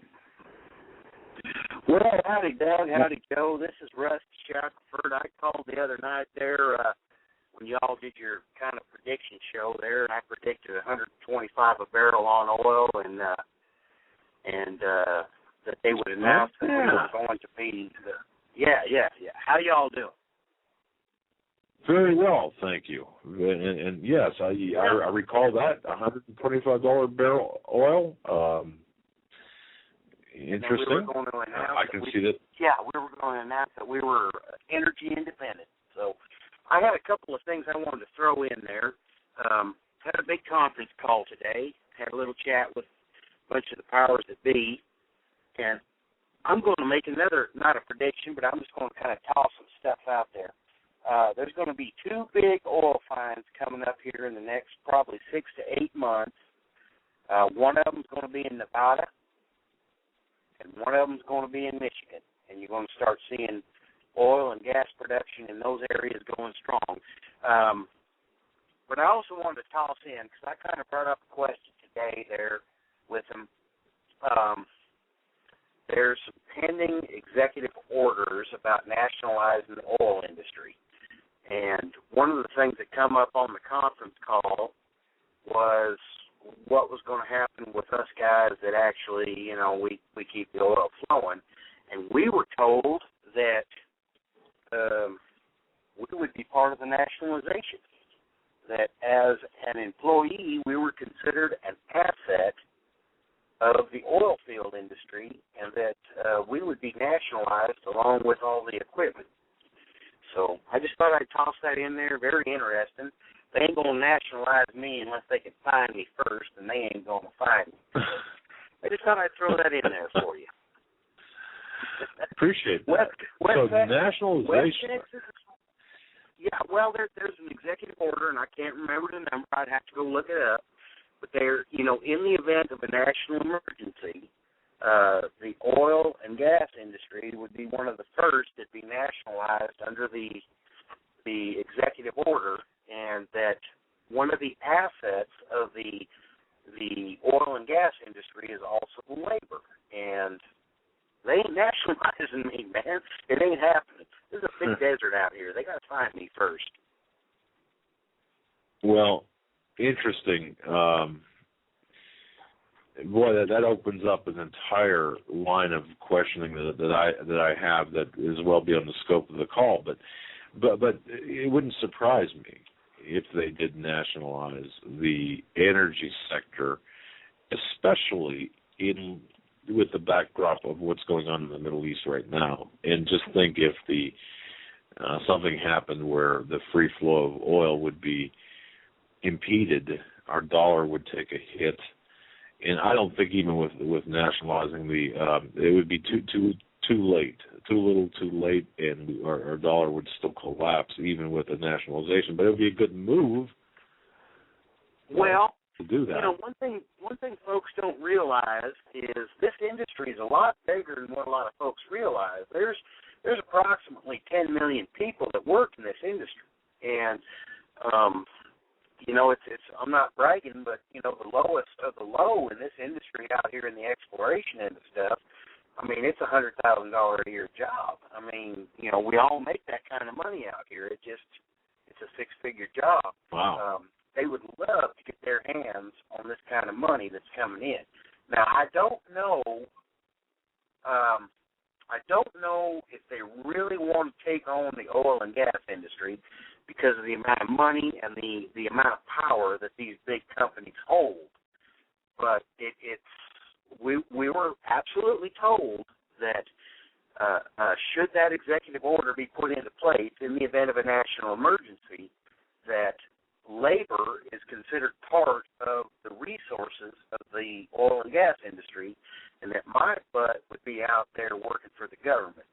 And, you know, in general, I kind of brought it up with some of the guys that work for me, and they're pretty much in the same line of thought as I am, that they ain't working for no government. It's not going to happen. We're pretty independent folks out here. So I just thought I'd toss that at you. I'll try to keep you updated on stuff as I get the information, but that's where we're standing right now with stuff. And why they brought it up, appreciate the call. All right, y'all have a good one, and I appreciate you letting me call in. Adios. Thank you. All right. Absolutely.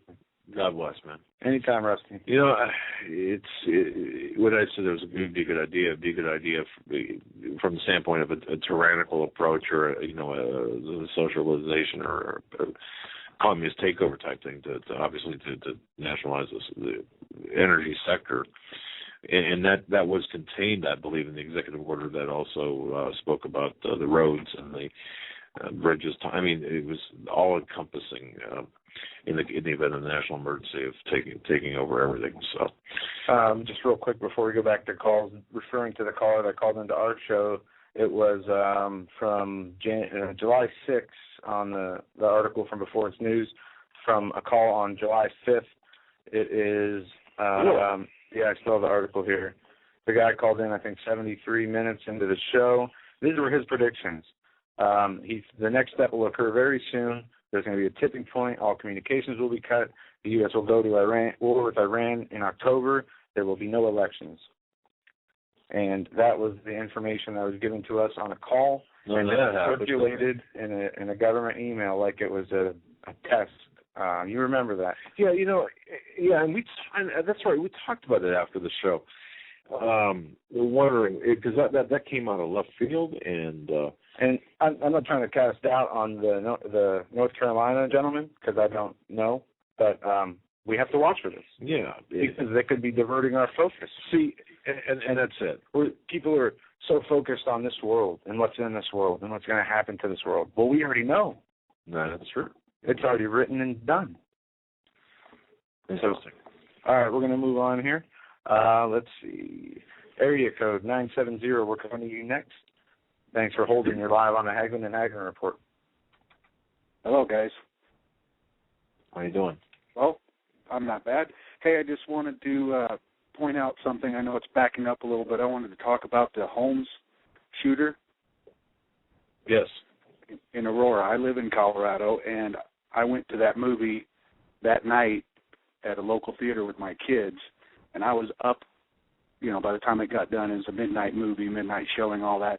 I was up that morning when they were showing it, so I was watching the initial, just like the Sandy Hook, and there's so many things going on, and then all the story changes, okay? So, I tell people that if a disaster or something happens, turn on as many VCRs, recorders you got, and record it all so that you can see how the story changes. Now, you guys are in investigation. You understand that people can be under duress and not get things right and whatever. But still, the seeing the stuff, the cops, the moving around, all the multiple people talking about, a couple of shooters, whatever. That can't be that much confusion. But my main point is that if this guy was a nerd and he was into this and whatever, the Joker does not have orange hair. He has green hair. Yeah, I know what you're talking about. And this kid would not get that detail wrong. Yeah, this kid there would was not one get the detail. I'm sorry, go ahead. No, there was just one scene in the movie where he changed the hair color in the previous movie. And I forget exactly. It was just a very short scene. I know exactly what you're talking about. And that was not the hair color that he had, as always.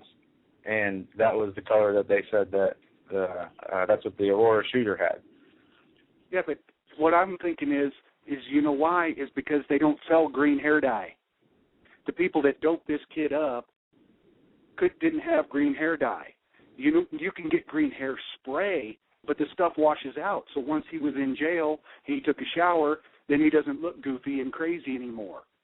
They dyed his hair orange when he was doped up so that it would stay orange. So he would look goofy and crazy, and it helps us stay in the story, see? Okay, I understand what you're saying. And this plays into what I think is the focusing on all these details of, getting and people do and can go through all the stuff and as long. I just have a problem with there's so many that lack the spiritual foundation, the real spiritual foundation, and there is fear and panic in the air. And just by reporting on the news, it's almost like we're spreading fear because the news is so dreadful. And people are feeling hopeless, and people are getting lost in all this confusion. And it just bothers me so much.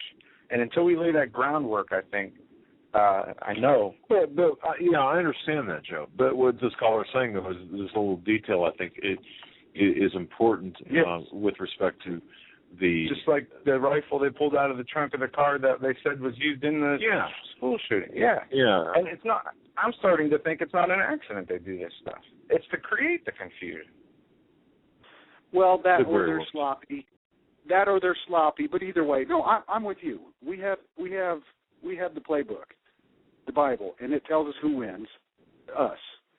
But we can kind of use it. I tell my friends we can use it kind of like the TV guide. As you see these things happening, you can go back and look at previous episodes and go, okay, well this means that this, and you can kind of piece it together, not to be afraid, but to see how the things are going to happen.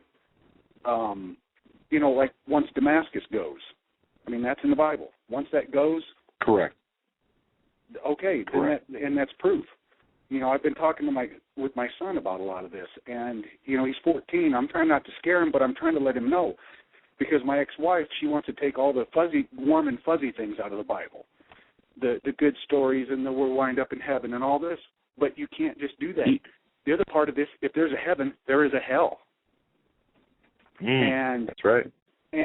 And if there is good, there is evil. And if there were good things that happened back then and bad things, then good things and bad things are going to happen now. And especially bad things. We are in, like Missler says, we're in a time where it is talked about more in the Bible than anything else.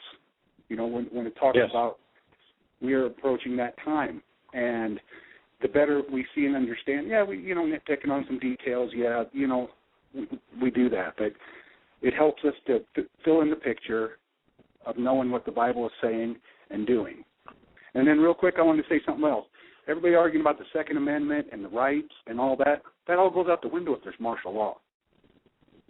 That's why Bush and all them or whatever they're saying it's just a piece of paper. It ain't worth it, it ain't worth the paper it's written on, or it's junk, because they're going to trash it. That is a signal. They're going to trash it. Your rights, all these things mean nothing when they enforce martial law. That's why I'm not a member of the NRA anymore, because I asked them, what can you do when they enforce martial law? You can yell all about the Second Amendment you want. You can yell about representation. I want my lawyer. I want too bad. You're gone. You're this. You're that. None of those rules matter.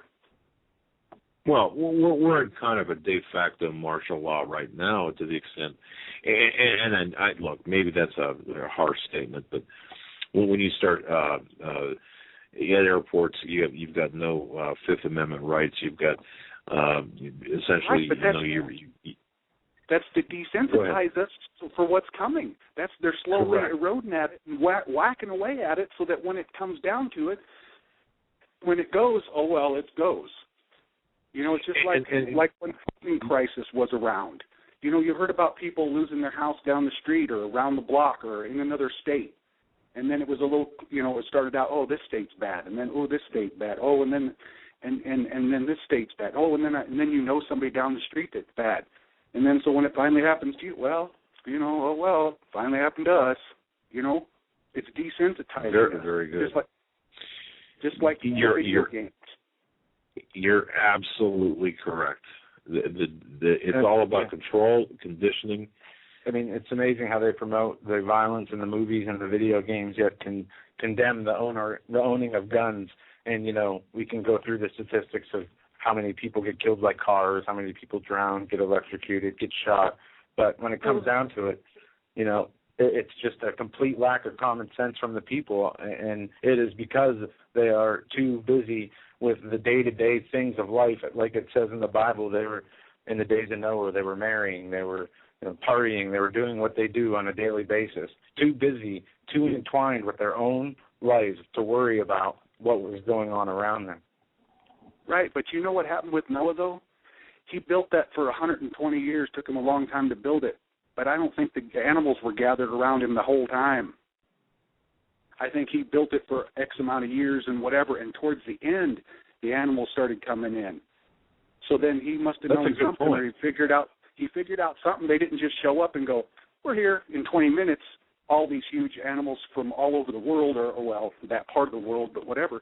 They didn't just show up and board in 5 minutes, and then it started raining, and they took off. You see? That's a very good point. You know, there was something building up to that. No, there was something building up to that, and he started, well, I'm wondering. You know, he's getting closer to getting it done, whatever, plus animals started showing up, whatever. They had to load them. Didn't happen in 5 minutes. So there were signs that were prepping him. He didn't know how bad it would be, or maybe how, or exactly the date and time, just like we don't know the date and time when Christ's going to return. But there were signs. The animals started gathering and hanging out, waiting to get their boarding pass called. And I'll tell you what, my friend, I think the animals are gathering. You know, I think that's where we're at right now. Exactly. So, boy, wonderful call. God bless you, my friend. Thank you so much for your words of wisdom. And I wanted to say, you guys are getting better at getting people to get on their point and get off and handle more callers. I like that. You guys, you know, I know you've been great, and you didn't have as many people. I've been listening to you for months, and usually I listen to you on archive because of the way they keep buzzing in on you guys and cutting you out and screwing up your programs. It's easier for me to just listen to it on archives. But well, thank you, and we appreciate. And I'll tell you what, we appreciate the callers kind of, you know, getting on point quicker, and it's sometimes I feel like it's like herding cats. You know, it's difficult, and a lot of times people are, you know, a little bit nervous, and they're nervous, and also they finally get to talk to somebody else that understands this. You know, because I have a couple buddies at work, a buddy at work, and a couple buddies that think I'm crazy. And so when you finally get to talk to somebody that relates, you just want to keep rattling, you know. So I know, and we look, we love people to talk, and because this is your show. I mean, really, when it comes down to it, it's your show. It's not ours. It's yours. And you're right, though. It's nice when you have like-minded people in an intellectual setting of sorts to be able to speak your mind. Right. I was just listening to a George Norrie, a week or so, a month ago, whatever, and man, he's just clicking them off, so you guys, I enjoy the heck out of you, and you're great, and I'll get out of the way, and I'm going to try and do this chat room thing, because usually, like I said, I listen to archives on my iPhone at work, because I do maintenance, and I just, hit the button, listen to that program, go to the next one, another 3 hours, hit the next one, All right, my friend. Well, yeah, the chat room, feel free to jump in there. It should be a pretty simple task, or a pretty simple thing for you to do. All right, Happy New Year. God bless you. Happy New Year as well. Folks, I just want to say this. Marianne, thank you very much, and others who sent me this email about Franklin Graham. I just want to say this real quick here. Franklin Graham, Billy Graham's oldest son, he's warning that the nation's physical cliff is nothing to worry about compared to the spiritual cliff that he sees. And, I agree. He says this. Since the recent election, we've seen same-sex couples lining up at courthouses in several states to receive their marriage licenses, hundreds of people gathering in public places to light up marijuana, cigarettes in states where it's just been decriminalized. And he says this is only the tip of the iceberg. The moral decline we've seen, and we see on television programs, the blatant immorality, the senseless violence, the media-friendly gay and lesbian behavior. You know what? That's just a reflection of the moral corruption that has infected our entire nation. These are indeed dark days, but there is hope, and Franklin Graham goes continues by saying, if the foundations are destroyed, and this is what the Bible says too, what can the righteous do? Well, according to Psalm 11:3, look, there's no question, or that question was asked. If the foundations are destroyed, what can the righteous do? See Psalm 11, chapter 11, verse 3. No question our country's foundations are being destroyed, but I'm reminded of an era in the Old Testament where the Lord moved in a dramatic way to bring godly change to a spiritually dark and depraved nation like Judah. He talks about the reign of a king in Judah, and how the change of the people from this wicked, sacrificial, evil, immoral people, where God changed their hearts. Idols were smashed, and spirits, these witches and such, were removed, and the worship of the one true God was reinstated. And Franklin Graham just said, look, if it can happen back then, it can happen now. So there is hope, and I think that we have to put our hope in God and know that, if God can change the hearts of man 2,000 years ago, he can do it again, if that's what is to happen. So, Franklin Graham, interesting. I like the guy. I mean, I think he's genuine. The fact that there's hope. When we talk, we always say, well, there's no hope. Everything's gone. Well, we see miracles in the Bible, and he points one out there. So just wanted to sneak that in there before another call. All right, we're going to go to the calls, and we might not get to all you guys because there's still a bunch of people on hold. Let's hurry. So we're going to get as many in as we can. Hold on longest is area code 701. You're live on the Hagmann and Hagmann Report.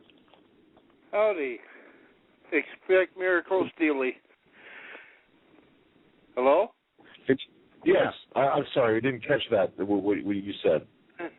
Expect miracles daily. Oh, expect miracles. Yes. Amen to that.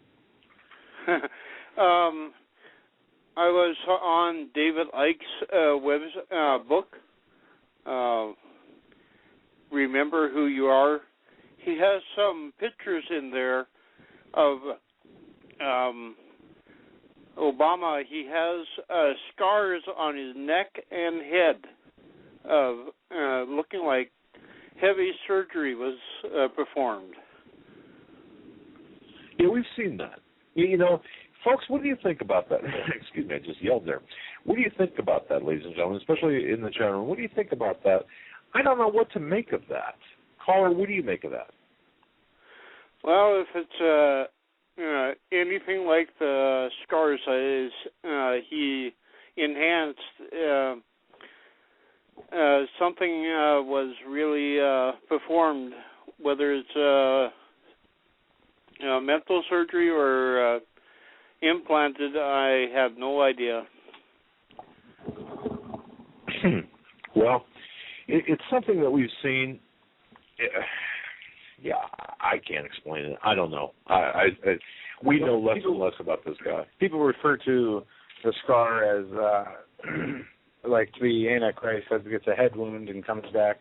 But I think the Bible's more specific. If I'm not mistaken, I could be. I think, isn't there an actual injury that takes place and he comes back and it surprises everybody? Yeah. Gets in full view of the people. But I don't even. I think the caller. I'm not even sure if you're going down that road of yeah, there's a whole other possible ability of explanation. Yeah, that are all evil and anything from being programmed to being whatever. I don't know that he's ever explained it. I don't know that anyone's even dared to ask him. But there is something weird about it. Yeah, another little thing, that from the original Aramaic, original Bible, we got the Cliff Notes version after Constantine got through with it. That's a good point. And people don't realize that back at the Council of Nicaea, what happened. They selected certain books, and but what we're left with, I believe, 66 books written by 69 different authors, or 69 books by 66 authors. I'm not sure, but what we have is the product of the Council of Nicaea. Yeah, there's Greg Braden pointed out that in Revelation, John had a second vision of a world of peace that's not in the real what we got. Well, Joe, this is the Bible talks about a reign of peace, but a peace of not of God, right? Well, it does talk about when Jesus returns to the earth. But, isn't there a 1,000-year reign of peace that is actually a false peace, or am I wrong? No, that's when God, from what I understand, that is when God comes back and reigns over the earth. And then, as far as what I know, and I got to admit, when I read the Bible, I pick and choose all kinds of different books and verses. Hardly do I sit down and read through whole chapters like I should. But let's see what people in the chat have to say. Yeah. The millennium, yeah. Okay. Well, caller, anything else before we cut you loose? Because we're going to try to catch some other calls here. No, that's what I had. All right. Thank you. God bless, man. Thanks for the call, Mike. Interesting. Yeah. Well, we're going to look into that.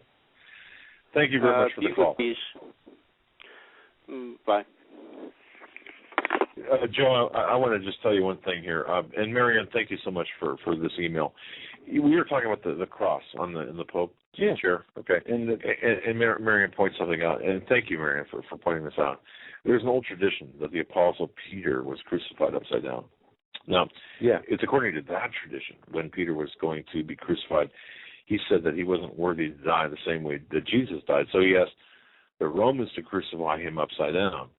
Hence the upside-down cross on the back of the Pope's chair, which has nothing to do with Satanism. It has to do with the Pope occupying the chair of Peter. And, I should have picked that up from my days at the seminary, because boy, does this ring some bells. So that's the explanation there. And, Marianne, thank you very much for that clarification. Yeah. Let's move on to the phones here. Area code. We have 2856 area codes. We're going to go to 8569 first. 8569. Hopefully that's not too confusing. 856. You're live on the Hagmann and Hagmann Report. Hello. Hello. How are you? Yep, you're up. Okay. I had a couple of comments. A few weeks ago, you were talking about 5,000 to 6,000 TSA workers getting laid off. I don't remember. That might have been a news. That might have been a news article specifically. But go ahead. Okay. Would they be replaced by UN troops, you think? I'll just make these comments and then I'll let you talk.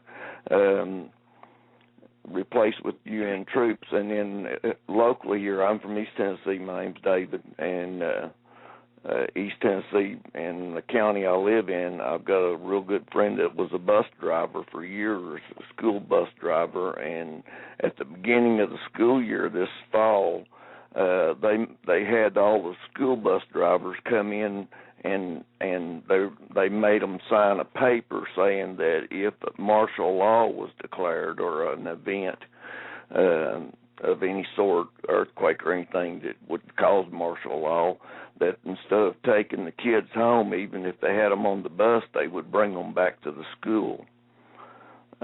She wouldn't sign it, so she had to leave her job. I wonder if that's something that went on all over the United States. Well, you were talking to all kinds of locations all over the United States.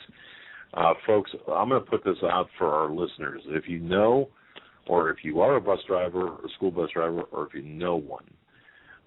And we're going to do the same here. We're going to ask our school district here if you are forced or asked to sign up a paper saying that in the event of a national emergency, martial law, or whatever, if you were to take the children instead of going home, delivering them to their homes, if you were instructed to take them to the school, back to the school for a lockdown, essentially. That's the question.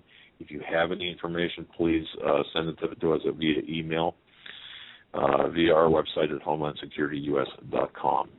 So we'll throw that out there, caller. Okay.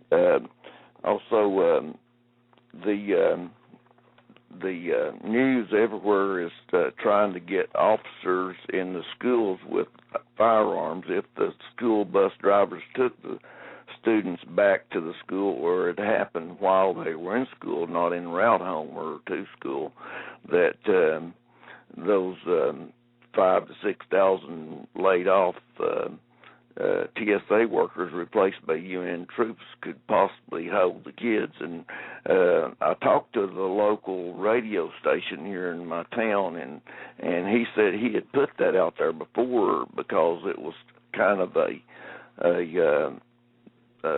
policy for the whole government system to bring the kids into a stadium-like setting, and the parents would have to come to the schools to pick up their kids personally instead of having them on the school bus. And he said he had put that out before and didn't get him any response from it. But since these shootings in the schools, we love our kids, and if they wanted to take the guns and they kept a mother's child in a school and made them come to get them and push the issue of taking guns at that point, or you ain't getting your kids, then it's very possible that a lot of people turn over their guns.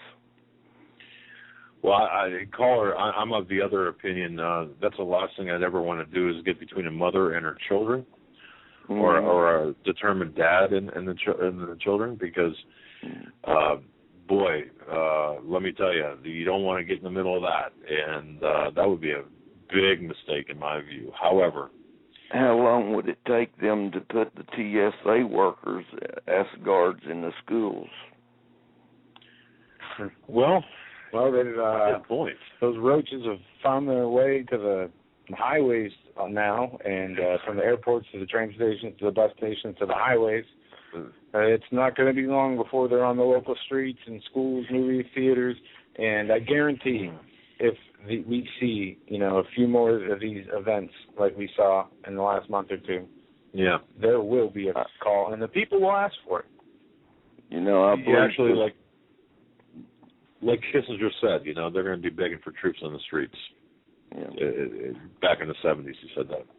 But yeah, they're already demonstrating that they will use our kids. Even everything that's happened has been from Columbine all the way to now through the school system. And it's just infiltrated.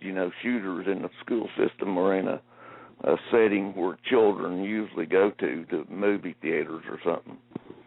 That's a good point. Caller, you make a good point on that. Isn't that interesting how from Columbine to Sandy Hook, the schools have been targeted? So that's very interesting. We're going to have to keep our eye on that. But God bless you. Thank you for the call. And the word's out there. Not a problem. The word's out there for bus drivers. So we're going to keep our eyes on that. We're going to inquire here. I made a note, Joe. We'll inquire here. Okay. And I did see a weird thing about the Sandy Hook shooting, that this guy that was accused of the killing was posting on Facebook. Right. I'm not in the school. I'm still in the bus. Just real weird things. I'll show you the video. If you got to see it. It has the medical. I just want to another thing about Sandy Hook too. There were 4 movies that were, just real quick, folks, and the people who follow, that do the deep research into Illuminati, the bigger picture thing. 4 movies that were released the same weekend. Skyfall, Lincoln, Citadel, and A Royal Affair. There's 4 movies. Skyfall, Lincoln, Citadel, and A Royal Affair. And the trailer in Skyfall, there's a trailer for the Dark Knight movie, Dark Knight Returns. And in the trailer, it showed specifically a building with a sign, with a sign that said Aurora, and it was supposedly the sign at the top of a building in Shanghai, China. And there's a lot of symbolism there I won't get into, but I just found that a rather interesting thought as we put pieces of that together. We only have a few minutes left in tonight's program, and I want to end with this. This is something that came out of the book I was talking about.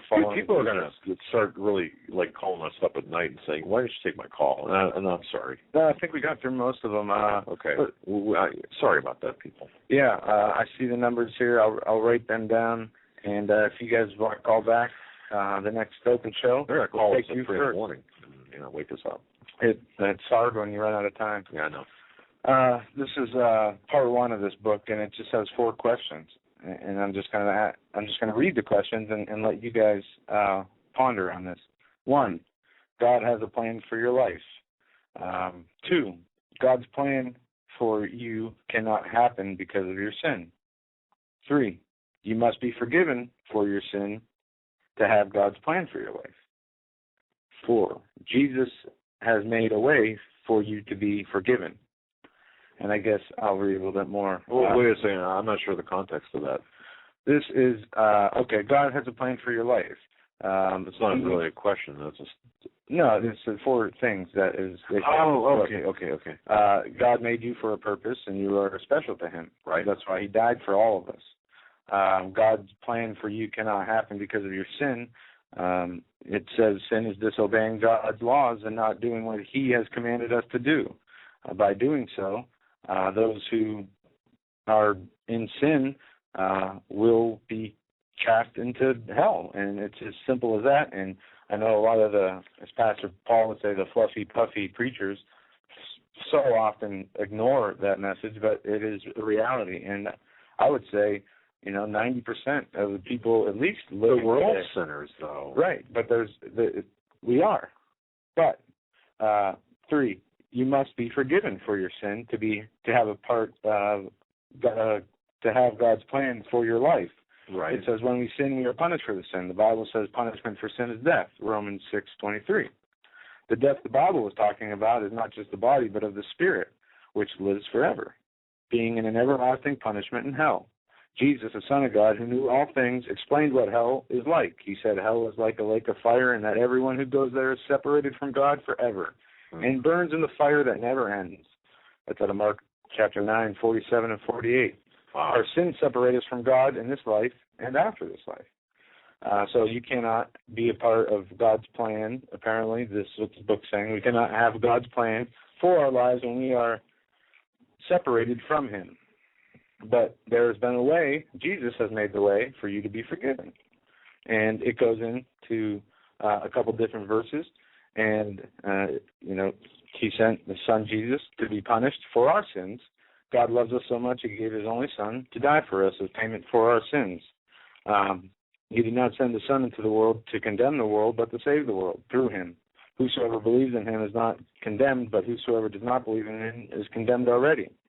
And there's more to it than that. We must, get out of sin. We must have the most obedient minds. We have to be more careful than ever.